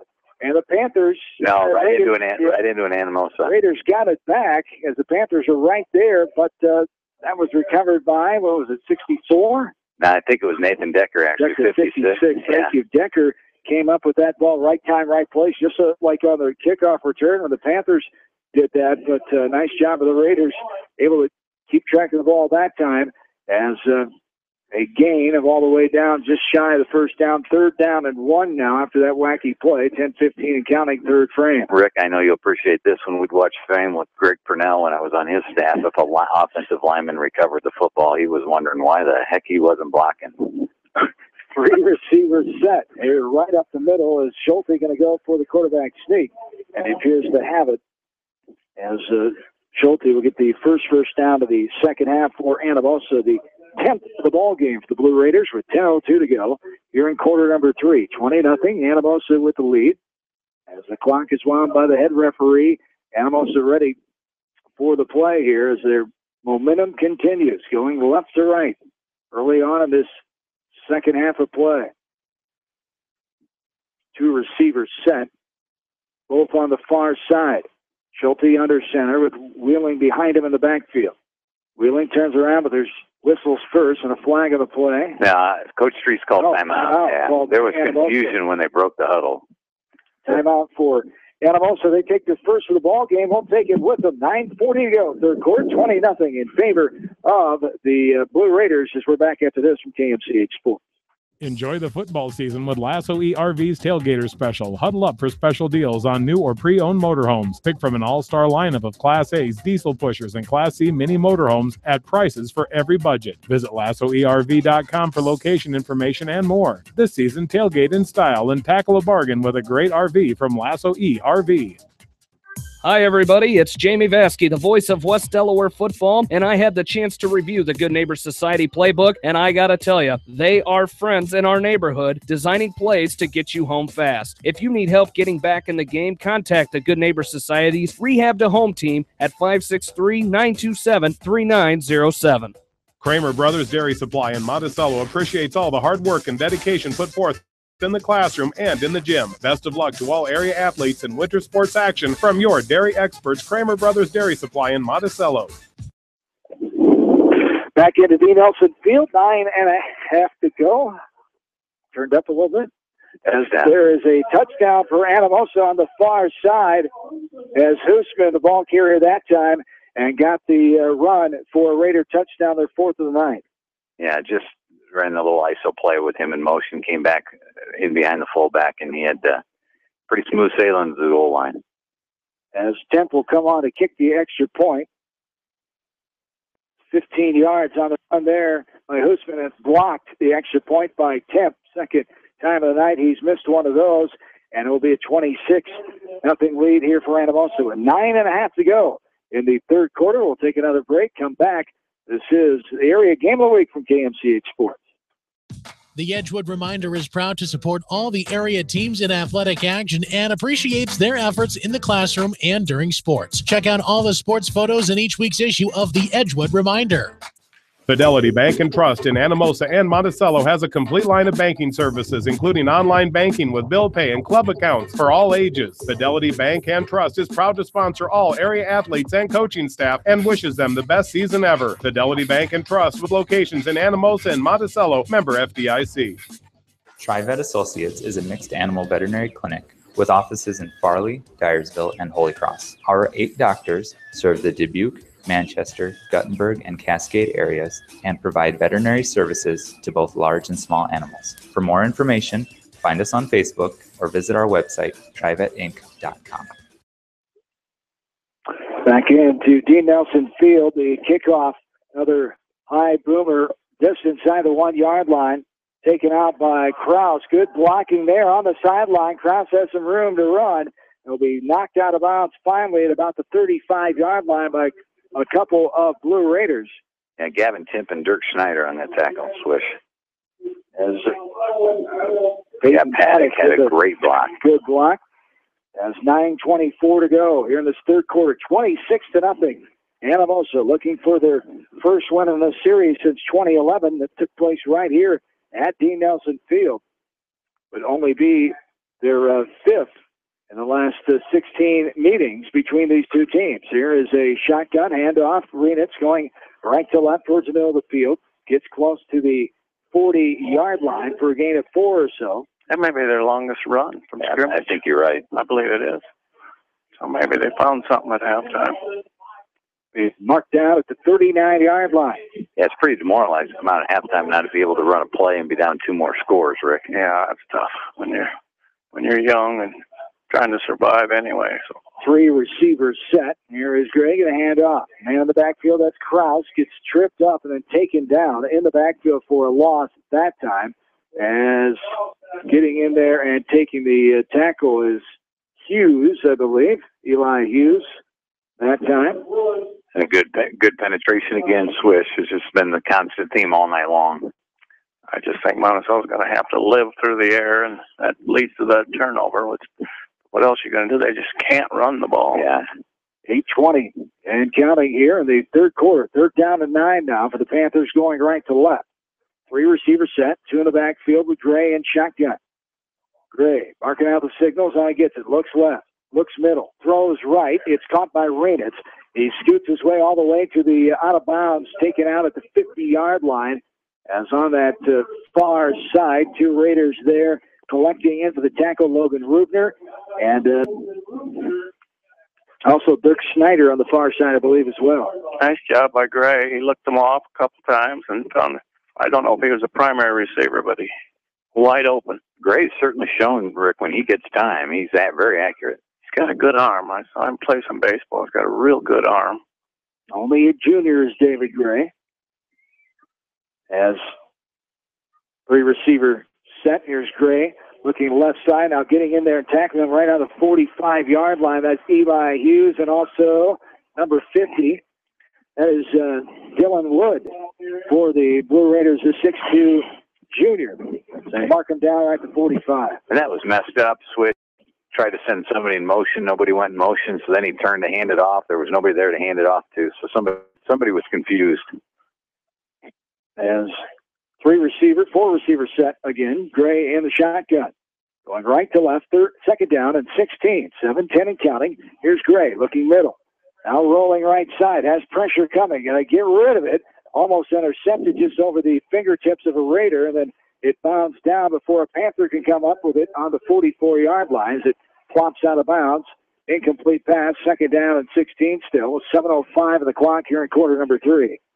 Yeah, right over the hands of Randy Von Barron, but almost made a great catch, that receiver did. It'll be awful tough for Monticello to play out of the hole, you know.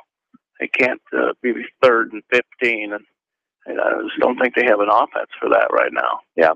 Another 4 receiver set. Trips to the near side as Gray in a shotgun. Looking left, looking middle. Now he's going to throw over the middle. It is caught and dropped. As at the 42-yard line, nice hit from underneath came there. Was that 5? Yeah, Colin Schulte. And Schulte, great timing. The quarterback on the offensive side, the free safety on the defensive side. The 6-foot junior made that nice time play that time. It'll be 4th down at 16 here for the Panthers with 6:58 to go in the 3rd quarter, with Anamosa leading this one 26-0. He missed the Easton kid down this side. It was wide open. He doesn't have much time to look around. Attic back on the 31-yard line to boot this one away in the punt. Spiraling punt going to bound down at the 23-yard line, takes a roll, and will go out of bounds at the 16-yard line. As would have been a flag there. Yeah, it really should have been, as we can hear the Monticello coaches yelling at their own player, and they should. Yeah, interesting. Just get away from that one. Yeah, lucky they didn't lose 15 more yards there, but it's cold out. You know, what's the temperature, Switch? Let's check it here. 6:48 to go in the 3rd quarter. 26-0 Anamosa. If it gets any more out of hand, you may give it the weather for every city in Iowa here pretty soon. We'll wait on that. We got plenty of cowbell stats before we get to the weather.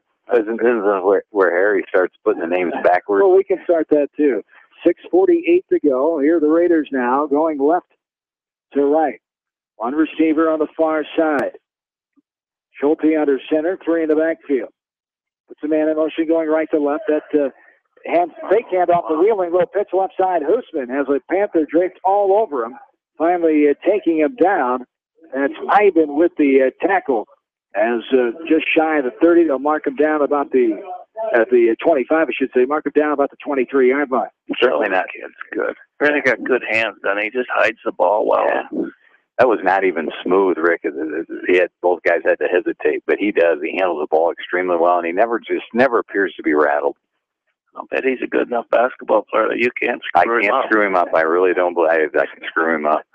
That's good. 2 receivers set, 1 each side. 2nd down and 3. 6 minutes to play in the 3rd frame, and there is a no flag. Ball fumbled backwards, and the Panthers appear to come up with it, and they do. Monticello will get it. Odd-looking play from the get-go. Oh, I think there should have been a flag there. How is there no flag? And it wouldn't have mattered. The fumble still would have gone because you run the play on that, but how is there not a flag on that? Well, there's a break. Maybe we can get some points on the board here and make this interesting because nobody wants to listen to Swish burn time. First, these guys may have repped in Canada. Because some of that stuff's legal there. Boy, I don't know why a guy gets on officials like that. These guys work hard. Yeah, because you've never done that yourself. Never. Here, going right to left. Gray scrambling now. A sandwich right there. 4 Raiders take him down right on the 20-yard line. I bet these guys aren't basketball officials. That's all you better hope they're not. In this area, especially. 5.5 to go, third frame. Second down, 11, 26-0. Going right to left, the Panthers. As Westmore will run the play back in here, and the Panthers get set. The 3 receivers set, 2 on the far side. Gray under center. Will hand it off, and the Raiders slide down on him and deny him back to the line of scrimmage that time as Gray Krause, the ball carrier that time. There's just nothing there. And I'm in agreement with you. I think they're probably just going to have to start throwing it. Yeah, and that's tough to live with, but especially with your young team. But I don't see any other option right now. As we talked about, 11 seniors graduated from the 6-4 playoff team a year ago. 8 seniors this year, 11 juniors, and 3 sophomores. 22 on the varsity roster for the Panthers. 3 receivers set here. As here's Gray looking right, now throwing left. Has a man up there. Easton catches it. Touchdown, Monticello. The Panthers jump on the scoreboard for the first time in the game with 4:33 to go. And that was simply a case of the Anamosa kids slipping down. I don't know if the catcher you sure he slipped anyway, or did he get pushed down? He may have. I don't know. It was a nice play by Easton, but I think he took the guy down. Yeah, he was definitely down on the ground. So the Panthers get their first touchdown of the night on an Easton reception. Gray to Easton. And Paddock on for the extra point. Payton will boot it right through with 3 Raiders coming there close for the block, but able to snap it right through the goalpost for the 7 points. 26-7, 4.5 to go in the third quarter. We're back after this from KMCH Sports. For all of your new construction, plumbing, and repair needs, rely on John, owner of Hin's Plumbing in Anamosa. Hin's Plumbing is open Monday through Friday, 7 a.m. until 5 p.m. For all of your plumbing needs, Hin's Plumbing in Anamosa, everybody's favorite plumber. Whether it's an orthopedic, sports, or occupational injury you are suffering from, Regional Medical Center Therapy Services has you covered. With a customized treatment program, Regional Medical Center Therapy Services can get you back on track in the active game of life. Regional Medical Center, excellence in healthcare, close to home. Does your athlete have knee, ankle, or muscle pain from training hard? Are you looking for a simple, quick, and safe way to relieve that pain? Long-Term Medical Supply can help with their new non-prescription TENS device. Stop by the Long-Term Medical Supply location in downtown Manchester and relieve your athlete's pain today. Along with in-studio producer Janelle Tucker, John Swisher, Kevin Barnes, request off Spencer Barnes back with you from D. Nelson Field here in Monticello. 4.5 to go. 26-7 here in this third quarter. Anamosa leading the battle for the Cowbell, looking for their first victory since 2011. It would be their 30th overall the Cowbell series. This one bounds down at the 20, bounces to Huske, fields at the 11, going right to left. Has him running for 35, 40. Scampers on the outside, far side, take it down across, almost across midfield, just shy of the 50. They'll mark him down at the 48-yard line, as the Raiders will get the ball in decent field position there. 1st and 10 going left to right. Dangerous. He just about broke that. Yeah, it was a good return. He went one way, went back across, and had blockers. Ty Huska, the 5'11 senior, done some nice things for this Raider offense here tonight. 4:22 to go in this third quarter. Anamosa has the ball. They're on 48-yard line. Anamosa broke that 26-game losing streak early on in the year with their first road win in 3 years at Old back in week number 2. Here's a run off the far side. Schulte just hung on to it, gets all the way down to the 41-yard line until he's wrapped up and taken down. Looks to be good for a Raider first down, and it is. Coach Streets and their staffs, I think, figured out that any counter action that they're running right now is going to be good. Monty's flowing so hard to the football and selling out so hard on the dive action that anytime they run back against that, they've had great success, including Boone's Hoosman's 80-yard touchdown run. Boy, it's hard to find the ball. He just does such a good job hiding the football. Schulte up with the ball this time. One receiver set, near side. Receiver this time is Gavin Temp, and here is a penalty marker on near side. As a false start call, legal procedure called on Anamosa. That'll be their. That's been a push, Rick. They got Monty to jump the first 3 times, and I think they've jumped the last 3 or 4 times. Yeah, it's kind of hard to understand. They don't need to jump. They just own that line of scrimmage. Where they're going. Same set here for the Raiders. One receiver near side is Gavin Temp. Huska goes in motion left to right. Here's a handoff wheeling left to right, getting to the middle of the field, and he's taken down across the 40, inside the 40, about the 39-yard line. 3:25 and counting here in this third quarter. It'll be second down now, at about 8 with the 2-yard gain that time.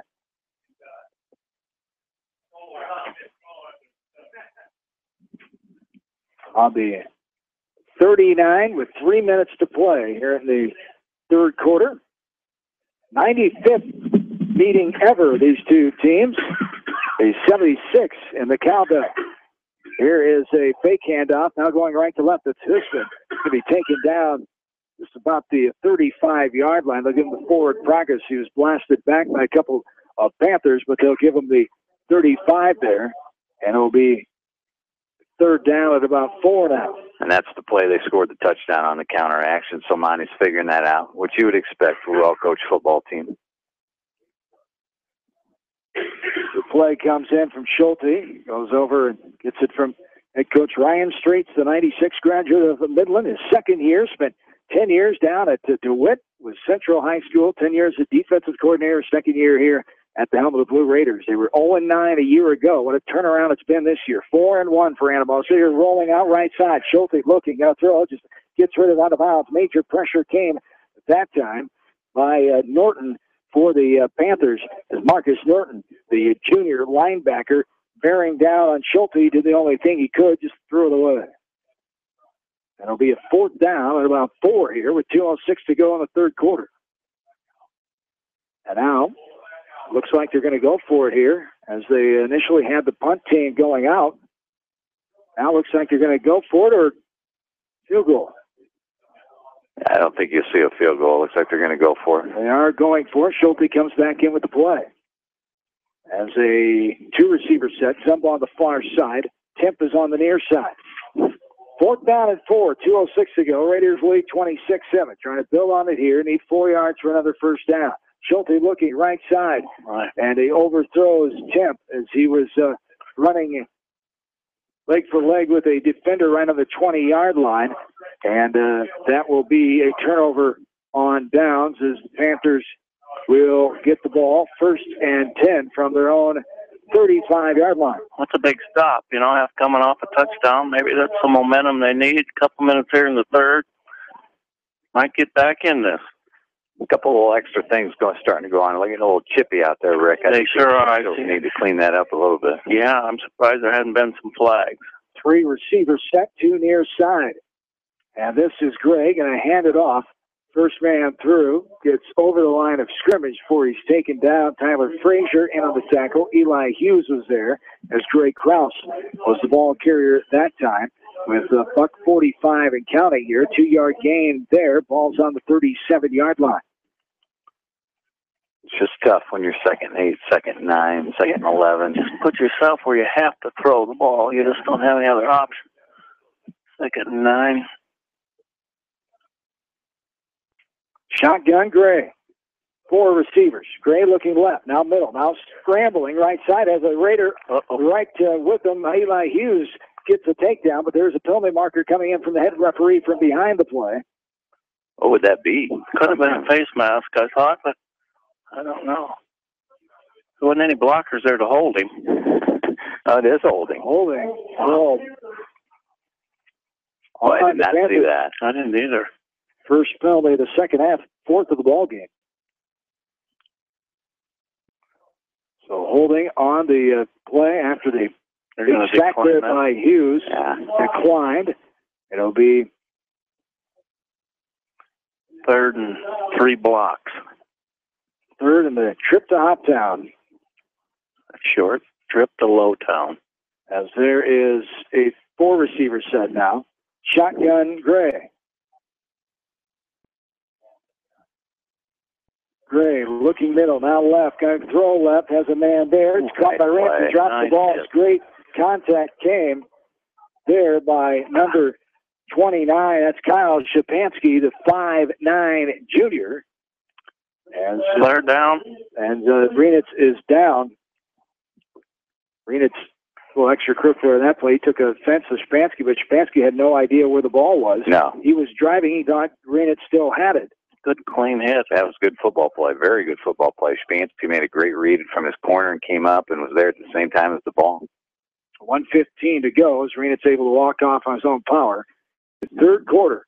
4th down at 17. The Panthers' panic is in. They'll be lined up at the 14-yard line to boot this one away. The return man is Huska back for the Raiders. Bounce down right on the Panther logo. It hits the Raider and able to recover it.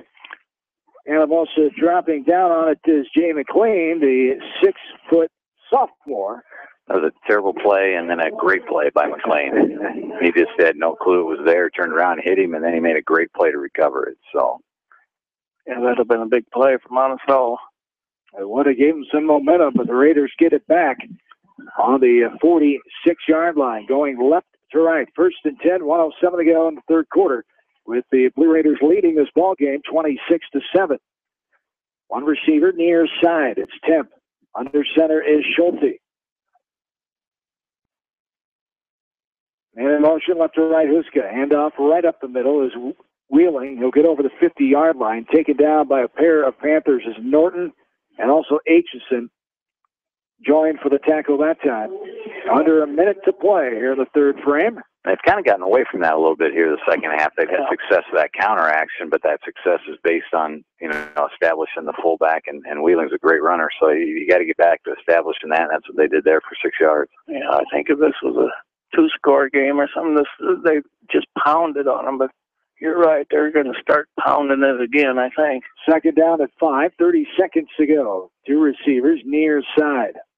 Schulte taking his time with the clock winding down here in the 3rd quarter. And a motion right to left. Huska. Fake pitch. Now had it right up the middle. Fumble. And it looked like Anamosa able to get it back. Monticello fighting for it. Ball was right on the 44-yard line. And here the Anamosa player, Hoosman was right there. Right time, right place again for the Raiders. Well, they've had some chances. Boy, they have. Pick up a loose ball. And that'll do it for the 3rd quarter. 26-7.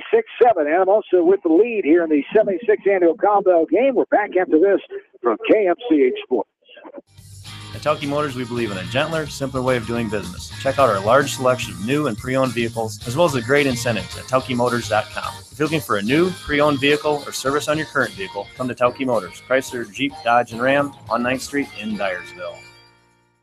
Citizens Bank in Anamosa is proud to support all area athletes. They encourage everyone to attend the Anamosa Pumpkin Fest with a parade at 2:15 p.m. Bring your friends and family and enjoy the Anamosa Pumpkin Fest. Citizens Bank has been serving Anamosa and the surrounding area with their banking needs since 1907.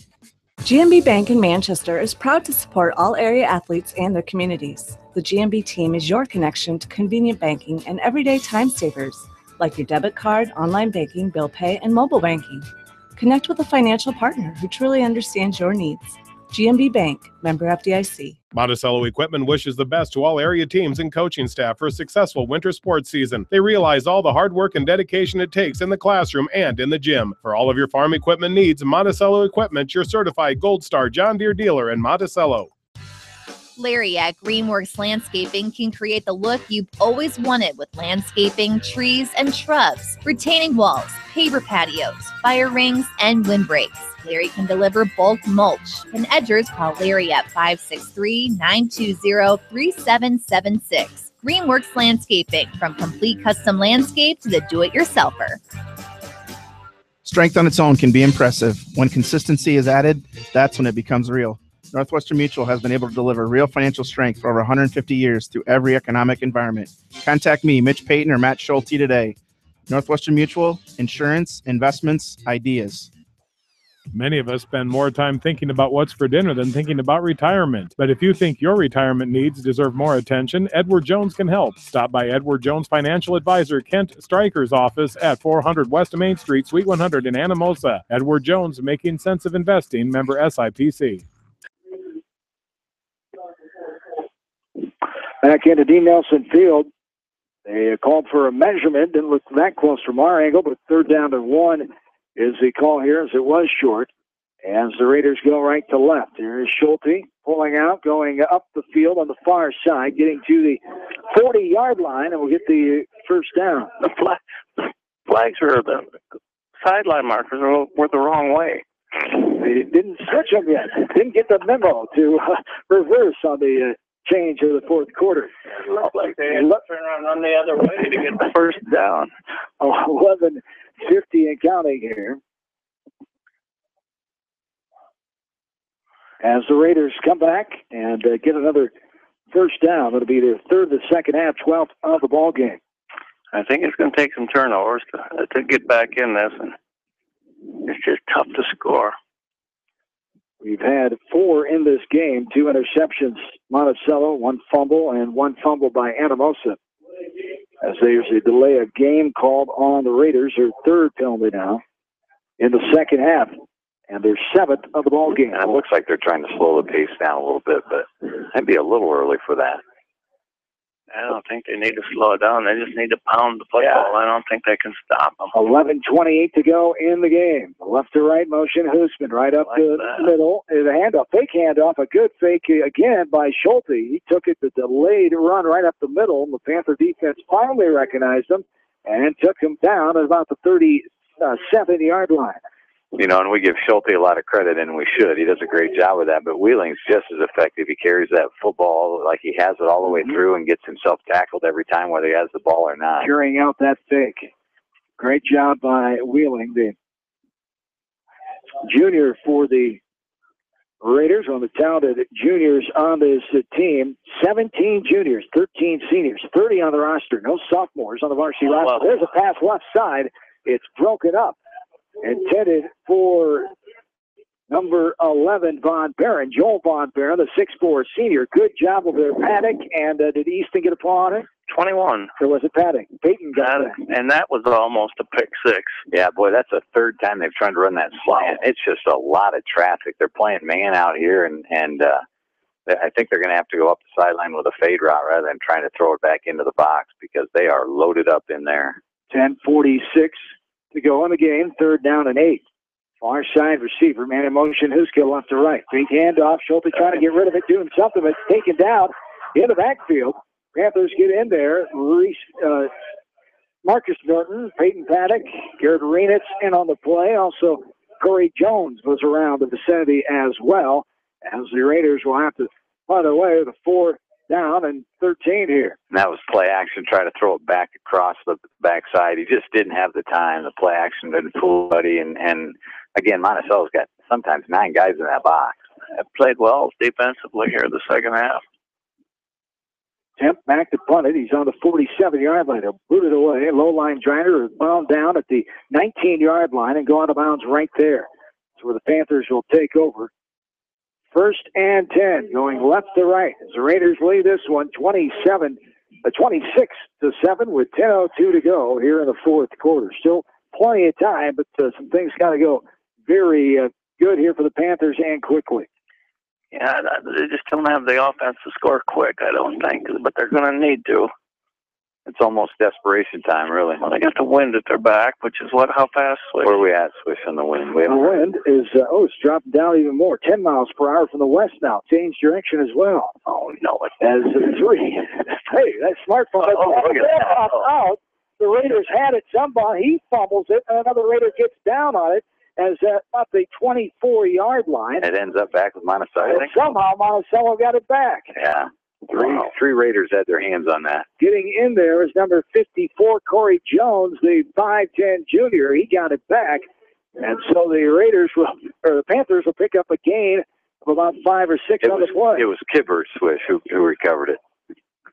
There's some popping going on. That ball's loose a lot. From Monty. And here is a 3-receiver set. And pulling out, going left side. Here is Gray. Side, it's batted down. Ball was right on the 30-yard line as incomplete. And there is a penalty marker on the play. Holding called on Monticello. Holding call on the Panthers. The second one of the second half here. 9:13 to go. 9:13 to go here in the fourth quarter. 26-7. As I didn't see the penalty. I didn't see the infraction, but I think there's some coaches in the booth that aren't real happy with that call. Really? I don't know. Well, I almost didn't notice. But Monticello. What is the FCC fine for those words? Well, we're not going to venture down that path, hopefully. Second down at 15. 9:13 to go here in the fourth quarter. Monticello faithful wanted a pass interference, but instead went against him with a holding call. And now backs him up, 2nd and 15 with 9 minutes to go in the fourth. 4-receiver set now for the Panthers. Gray looking left, going to throw deep left down the field. Has a man there, but a Raider gets in front of him and intercepts it at the 47-yard line. Taken away. Complete now, Swish. And did not complete the interception there. There was Kyle Shapansky, the 5'9 junior, who looked like he had an interception, just not able to complete the process of the catch all the way down the ground. And it'll be a Monticello football, 3rd down and 15 with 9:06 to go here in the ball game. And he was in perfect position. Yeah, well played. He's got a lot more talent than his dad. Here we go, 3rd and, what they just can't make. 3rd and 15 again. 4-receiver, Gray in a shotgun, going left to right, looking. Still looking. Going to throw over the middle, and a little contact there, and there's the penalty marker. It was intercepted right on the 31-yard line, but 3 officials threw the flags there for the interception, for the defensive interference. There was contact right before the ball came.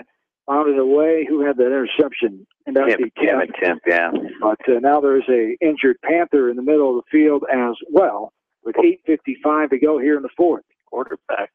As Gray not happy. Not the quarterback. That is Jones. 54, Corey Jones. Excuse me. I'm looking at the long wrestler again. Clayton Kibbers again. How's the wind blowing? Junior. Let's go back to the wind. Need to focus on the right roster. That's they called interference on Kyle Sayre. That's a tough call. He was going for football as well, but they're saying he impeded the receiver, I guess. I'm not saying anything knowing that his mother could beat me to death. So. Sometimes not saying anything says it all. Yes, it does. So shorting out the penalty here. These guys have more meetings than local Boy Scouts. Just make a decision here. It must be warmer down there this half. It's kind of slow. Take it a time, yeah.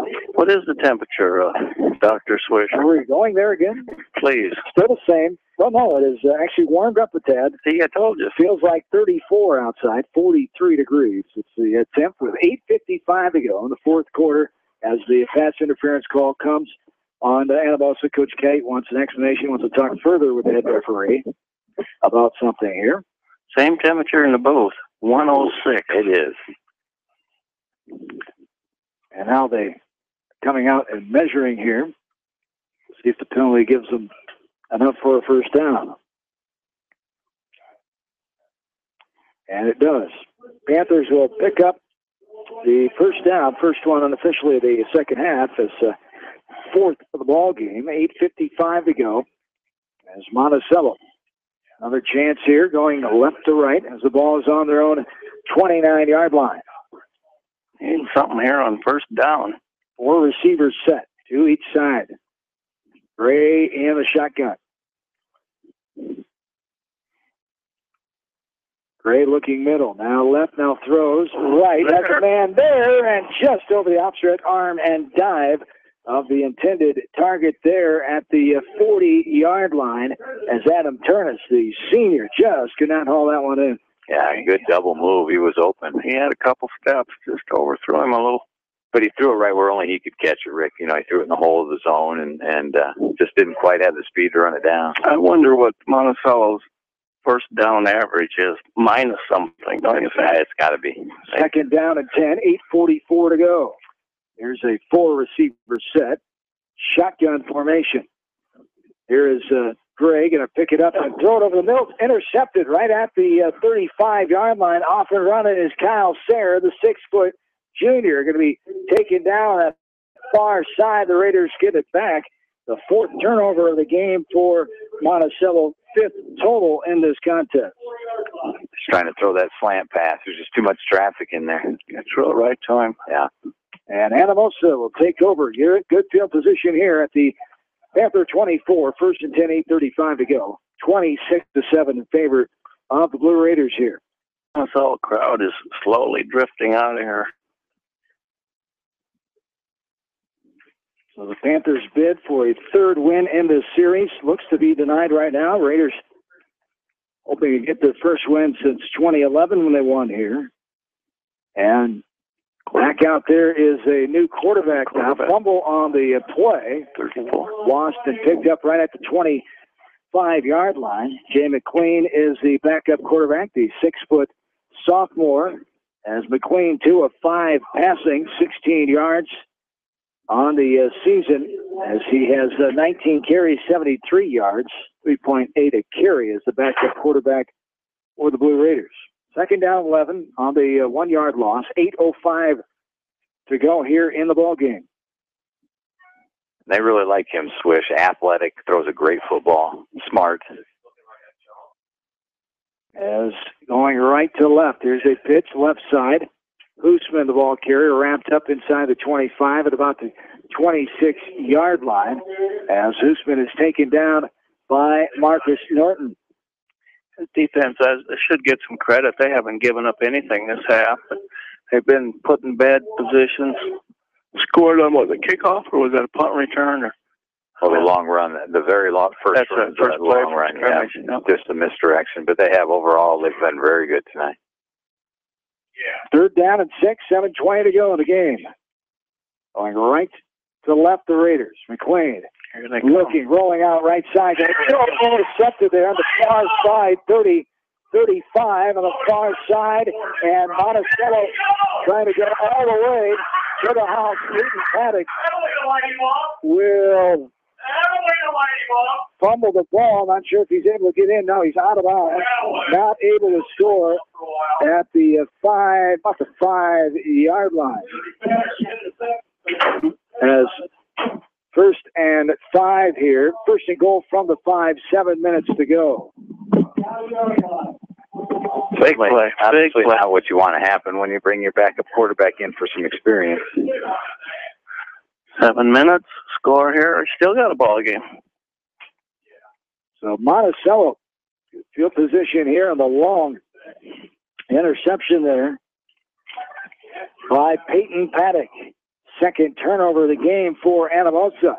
And here's going to be a timeout called by Monticello. With 7 minutes to go in the 4th quarter. We're back after this from KMCH Sports. For all your general contracting needs, turn to the professionals at Lucky Building Service in Manchester. For commercial, remodeling, and building and new home construction, call the experts, Lucky Building Service in Manchester, 563-927-5677. Enjoy the football season with Lasso ERV's Tailgater Special. Huddle up for special deals on new or pre-owned motorhomes. Pick from an all-star lineup of Class A's, diesel pushers, and Class C mini motorhomes at prices for every budget. Visit LassoERV.com for location information and more. This season, tailgate in style and tackle a bargain with a great RV from Lasso ERV. Get in shape and have fun at 24-Hour Total Fitness Center on East Main in Manchester. All levels, all ages. Begin your road to better health today at 24-Hour Total Fitness Center, East Main, Manchester. There's nothing better than a free DuPaco Money Makeover to help you get ahead in life. Our financial professionals will sit down with you and look for ways to cut costs and free up money for daily living and long-term saving. The DuPaco Money Makeover, a good look for your financial future. DuPaco Community Credit Union, the financial home you own. Kraus on the carry on the first down, second down and goal now from the 1. As went left to right, got 4 yards, 6:40 to go here in the game as Monticello tries to get on the scoreboard for the second time. 26-7, Anamosa leads this one. See if they can get a little push to get this in the end zone. That's not going to be an easy yard. No, but the first play was a nice play for them, Rick. They haven't done that all night. No. As under center is Gray. Ooh, that hurt. Movement up front that'll back him up. False start called on the up front men there for the Panthers on the lineman. And the third penalty of the second half. 6 of the ball game. That's a big mistake at this point in the game. And for the Panthers right now, confidence, momentum going into next week.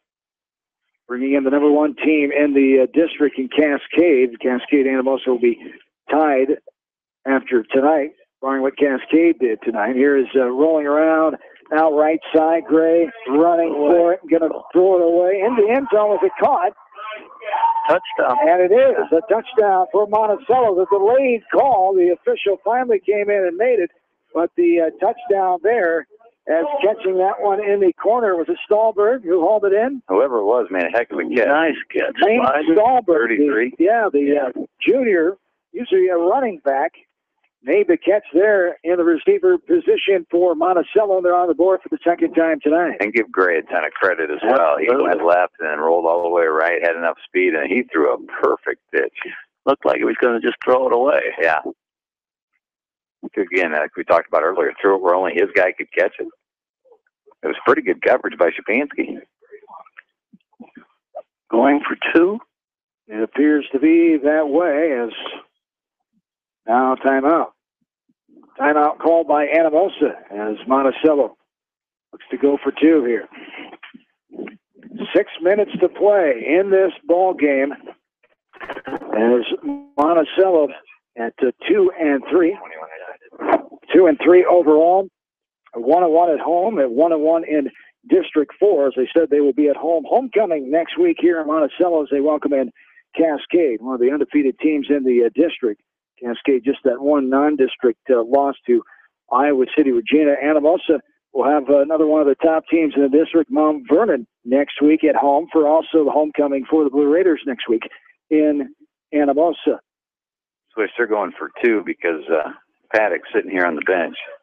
They're all state kickers. So you hate to see that. Hayden Paddock, outstanding athlete.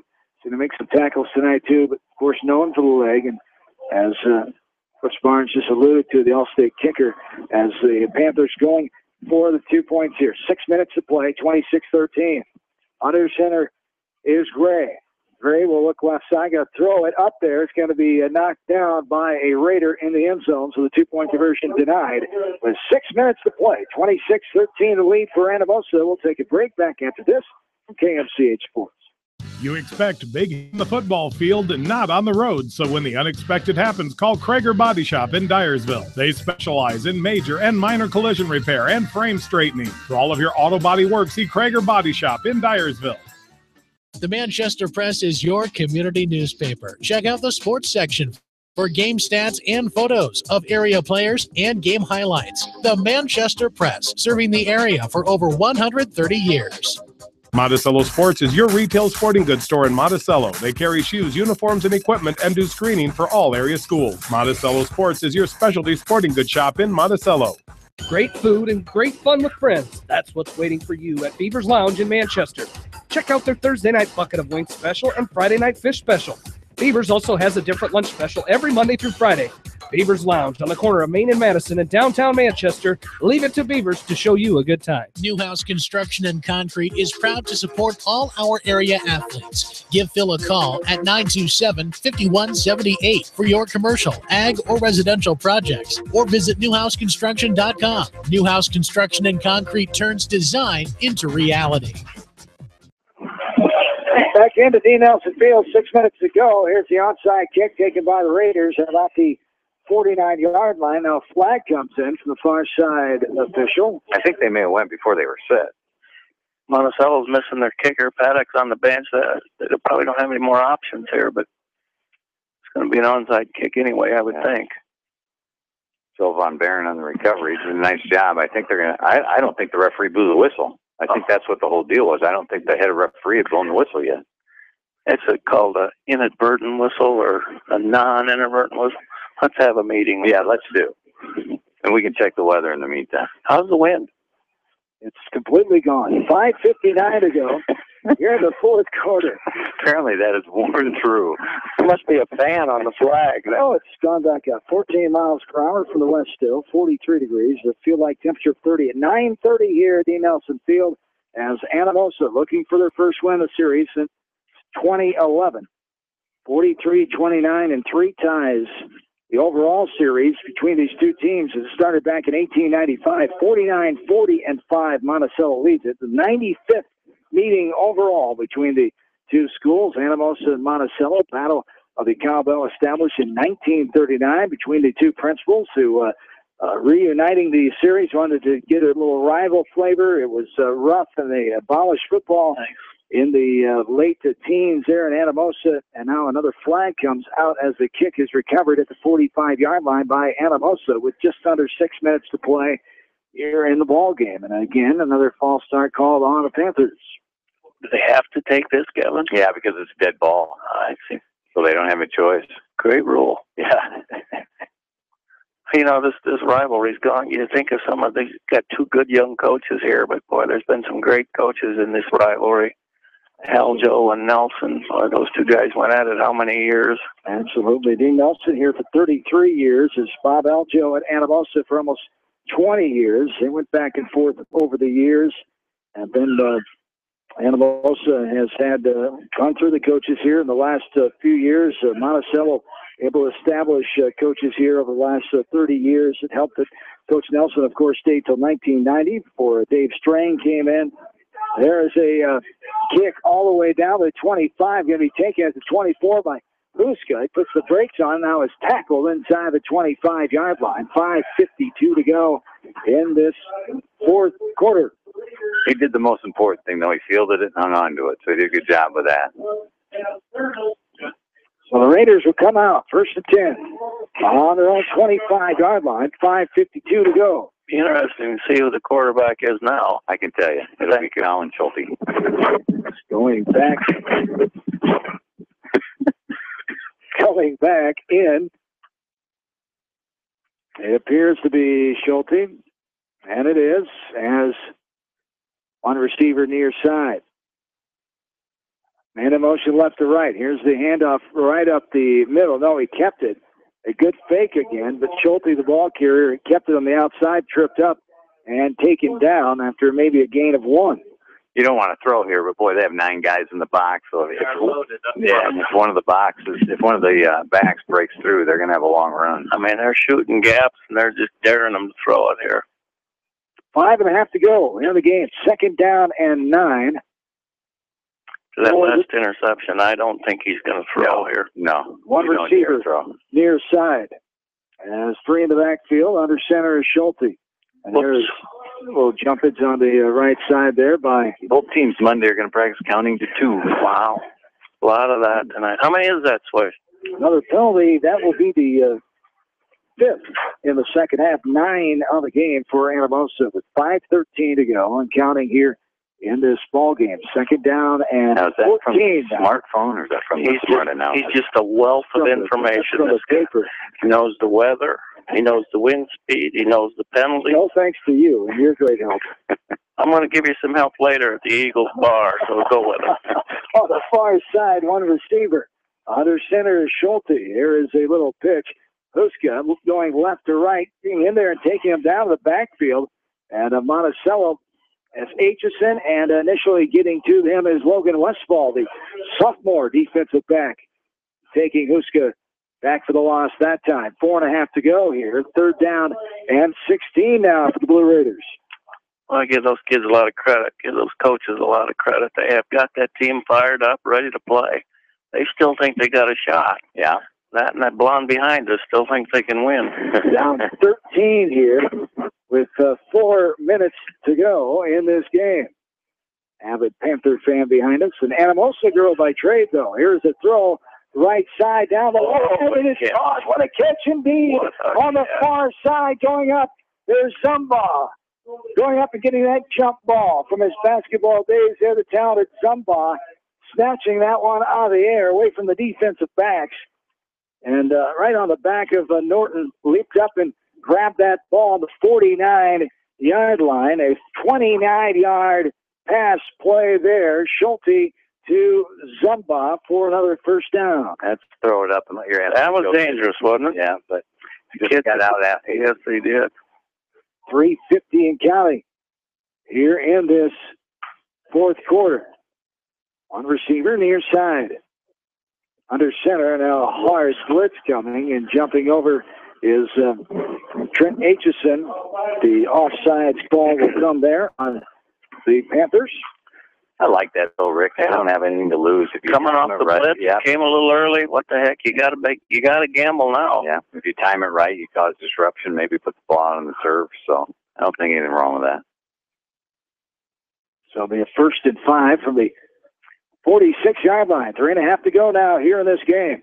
What timeouts have we got left? So one receiver. They're going to start using them here soon. I believe there's only been one called in the second half. As Schulte handoff going right to left and going to be taken down at the 45-yard line, taken back by 3 Panthers as Hoosman, Daniel Boone Hoosman, the ball carrier that time, is in there as Marcus Norton and a couple other Panthers in on the tackle. Second down at about 4 here as the ball is right on the 45-yard line. 3 minutes to play here in the contest.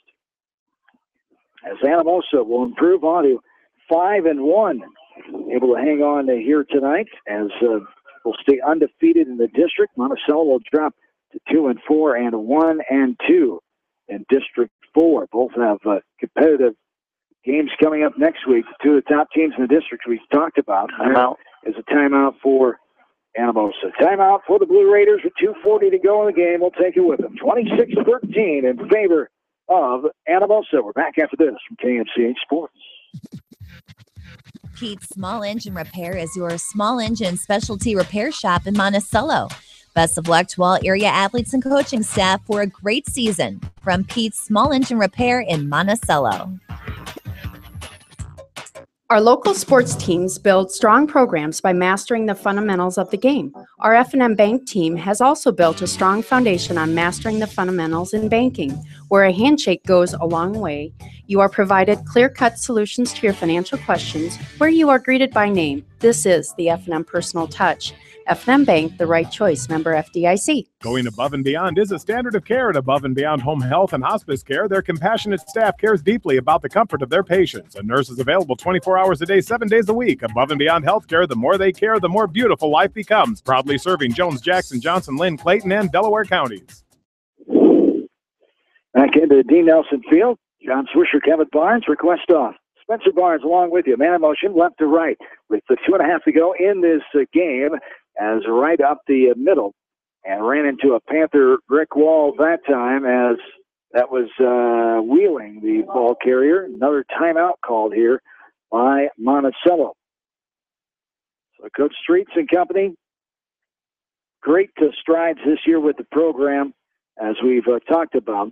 4 wins this year, getting their 5th year tonight, but 4 wins matches the total that they had in the previous 10 seasons. 4-77 was that record, spanning from the last playoff berth from 05 to last year, 09, and now this year, 4-1, going to be 5-1 tonight, but just a remarkable turnaround, and they knew it could be on the horizon here, and it's been a lot of struggles. You had 0-9 the last 2 years in 13 and 12, 2-7, 0-9, 1-8, 0-9, 1-8, 0-9, and 0-9.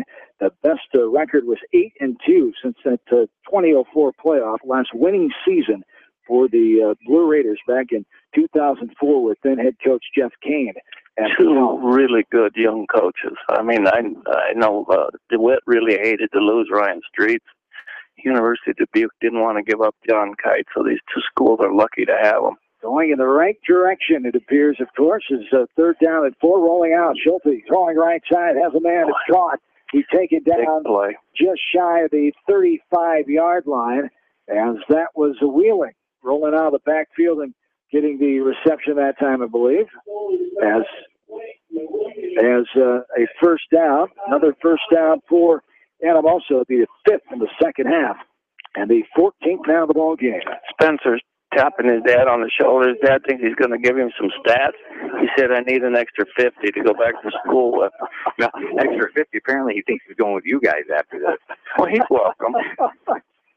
First down and 10, going right to left. 50 will be a little short. 2-10 and counting. You're buying, you already said it. Here's a man going right to left. Now he's going to be blasted right at the 39-yard line, taken down, and the Raiders by Eastburn in there on the tackle. As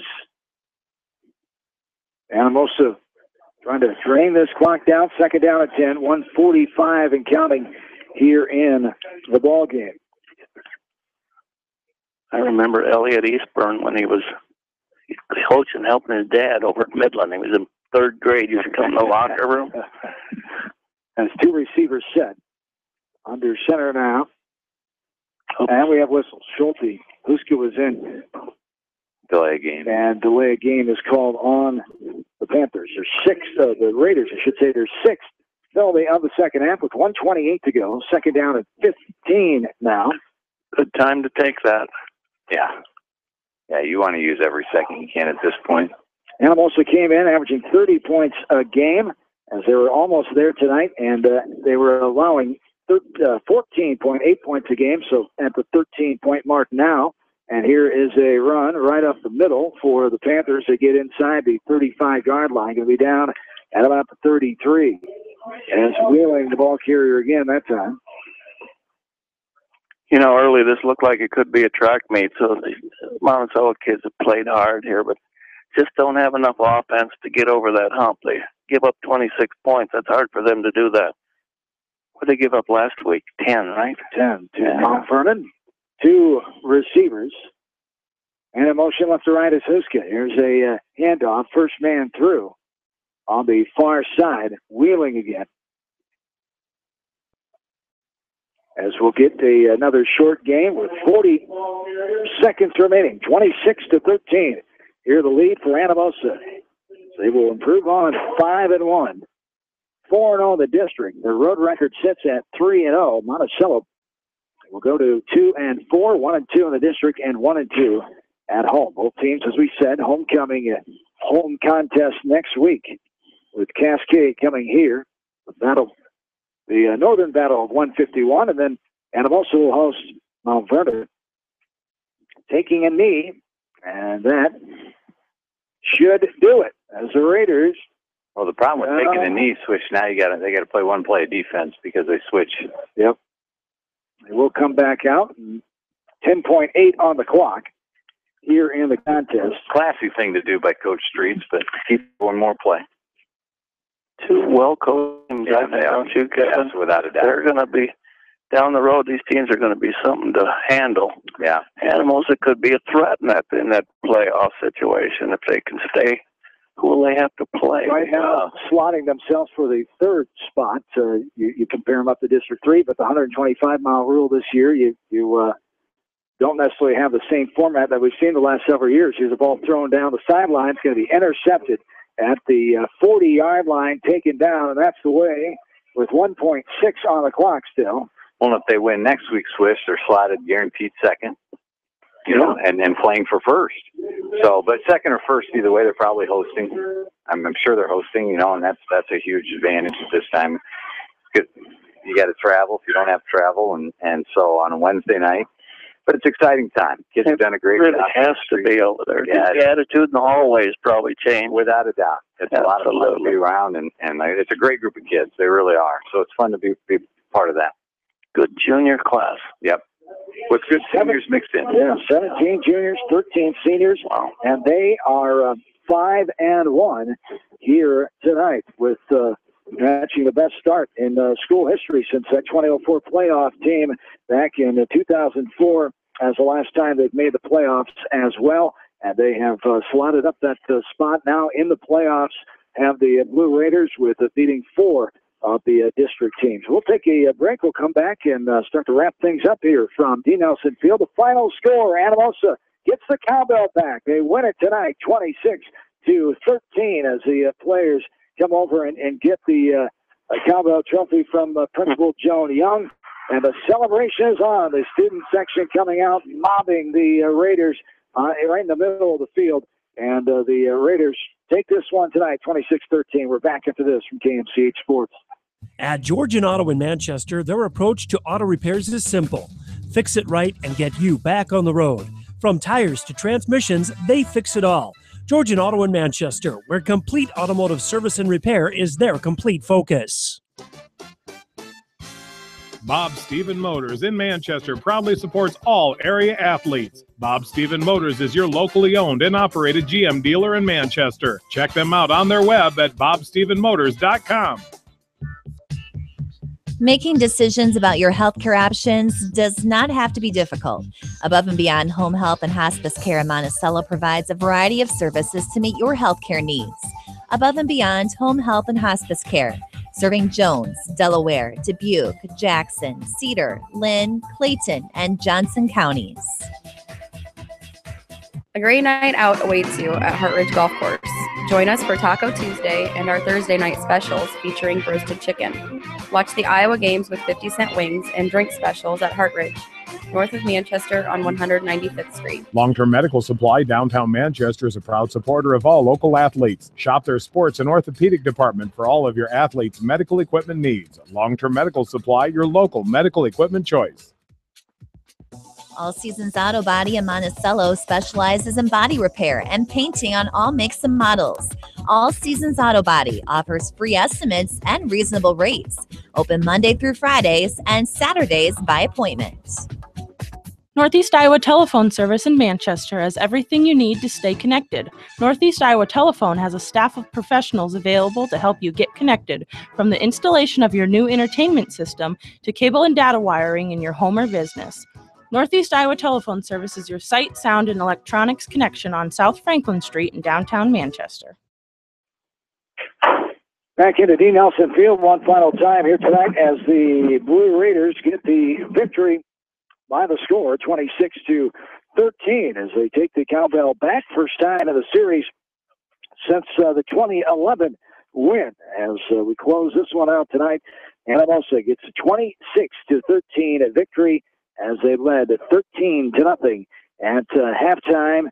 As 4 touchdowns for the Raiders, all touchdown runs, Wheeling, Hoosman, and a touchdown pass. Passes for Monticello, Gray to Easton, and Gray to Stahlberg, as they made the final 26-13 here tonight. Let's take a look at some of the final stats in this one that all culminated in that victory for Anamosa as they improved the record to 5-1. Monticello now drops to 2-4. As we will computer glitch. Yeah. I'm just about there. So all right, await the stats here as the. Did you do first downs yet? I did not. Okay, I got all those. All right, let's do official stats. Yeah, let's do Monticello's first. Thanks to the boys here in the press box. Monticello Stat Group, Pat Raker and Company. We appreciate it always, as we always get them from him any Monticello game we do. First downs, Monticello 6, rushing yards -22. Passing 7 for 20, 89 yards, 4 interceptions, and I think they lost a fumble. They did. So penalties 6 for 33, and just not a pretty sight offensively, as we alluded to all night. Anamosa, on the other hand, 16 first downs, and up with 270 yards rushing. Schulte was 4 of 8 for 69 yards. They did have the 1 interception that was thrown when the backup quarterback came in. Total offense, 339 yards to 67. Anamosa did lose 1 fumble and had 9 penalties for 55 yards. And the leaders, I'm guessing, is Wheeling, if I can get down to that. Well, Hoosman had 140 yards. Of course, he had the long run of 80. 14 for 140. Wheeling was 18 for 64. Schulte 11 for 50. Huska 6 for 17. And then Zumbaugh had 2 receptions for 50 yards. That terrific catch there at the end. Monty, a lot of guys make one catch, and Easton caught 2 for 36 yards. David Gray was 7 for 20, 89 yards, 2 TDs, but 4 big interceptions. So dominated by Anamosa stat-wise. Anamosa getting the win here tonight, 26-13, as they take their 30th win in the Cowbell series of all time. It now sits at 43, 30, and 3 ties. And so that dates back to 1939. Raiders get the Cowbell back for the first time since 2011. Their last 3 wins in this series have all been right here at Dean Nelson Field. For the overall series, Monticello 49, Anamosa 41, and 5 ties in the 95th overall meeting in the 76th meeting of the Cowbell here tonight. Thanks to my partners, Rick Westoff, Kevin Barnes, our spotter, and statman Spencer Barnes as well. Thanking studio producer Janelle Tucker, our great sponsors here tonight, as we wish both of these teams great luck, Coach Streets and Coach Kite, second seasons, and both maybe heading to the playoffs. Anamosa now is for sure, but Monticello still has playoff possibilities. We hope to cover both teams down the road here in this 2014 season. Our great sponsors tonight, Anamosa Flavor, Citizens Bank, Edward Jones, Fidelity Bank, Hens Plumbing, Lasso ERV. Monticello sponsors Above and Beyond Home Care and Hospice, All Seasons Auto Body, Kelleher's Jewelry, Kramer Brother Dairy Supply, Monticello Equipment, Monticello Sports, and Beach Small Engine Repair. Once again, the final tonight. The Blue Raiders get the 26-13 win and improve to 5-1 overall, 4-0 in the district, 3-0 on the road. Monticello drops to 2-4 overall, 1-2 in district play, and 1-2 at home. Both teams a homecoming next week. Cascade here against Monticello, and Mount Vernon comes to town in Anamosa at Downing Field. Have yourselves a great and safe Friday night. Good weekend, everybody. John Swisher saying so long from Monticello, Iowa. You may not wear glasses or contacts, but how do you know if you're seeing your best or if your eyes are healthy? Why not be proactive and get your eyes examined? Dr. Daniel E. Mersch and his professional staff at Manchester Family Vision can help. Call 563-927-3682 to schedule an appointment. Manchester Family Vision Center wishes all the local sports teams best of luck this season. Manchester Family Vision Center on West Main, where clear vision begins.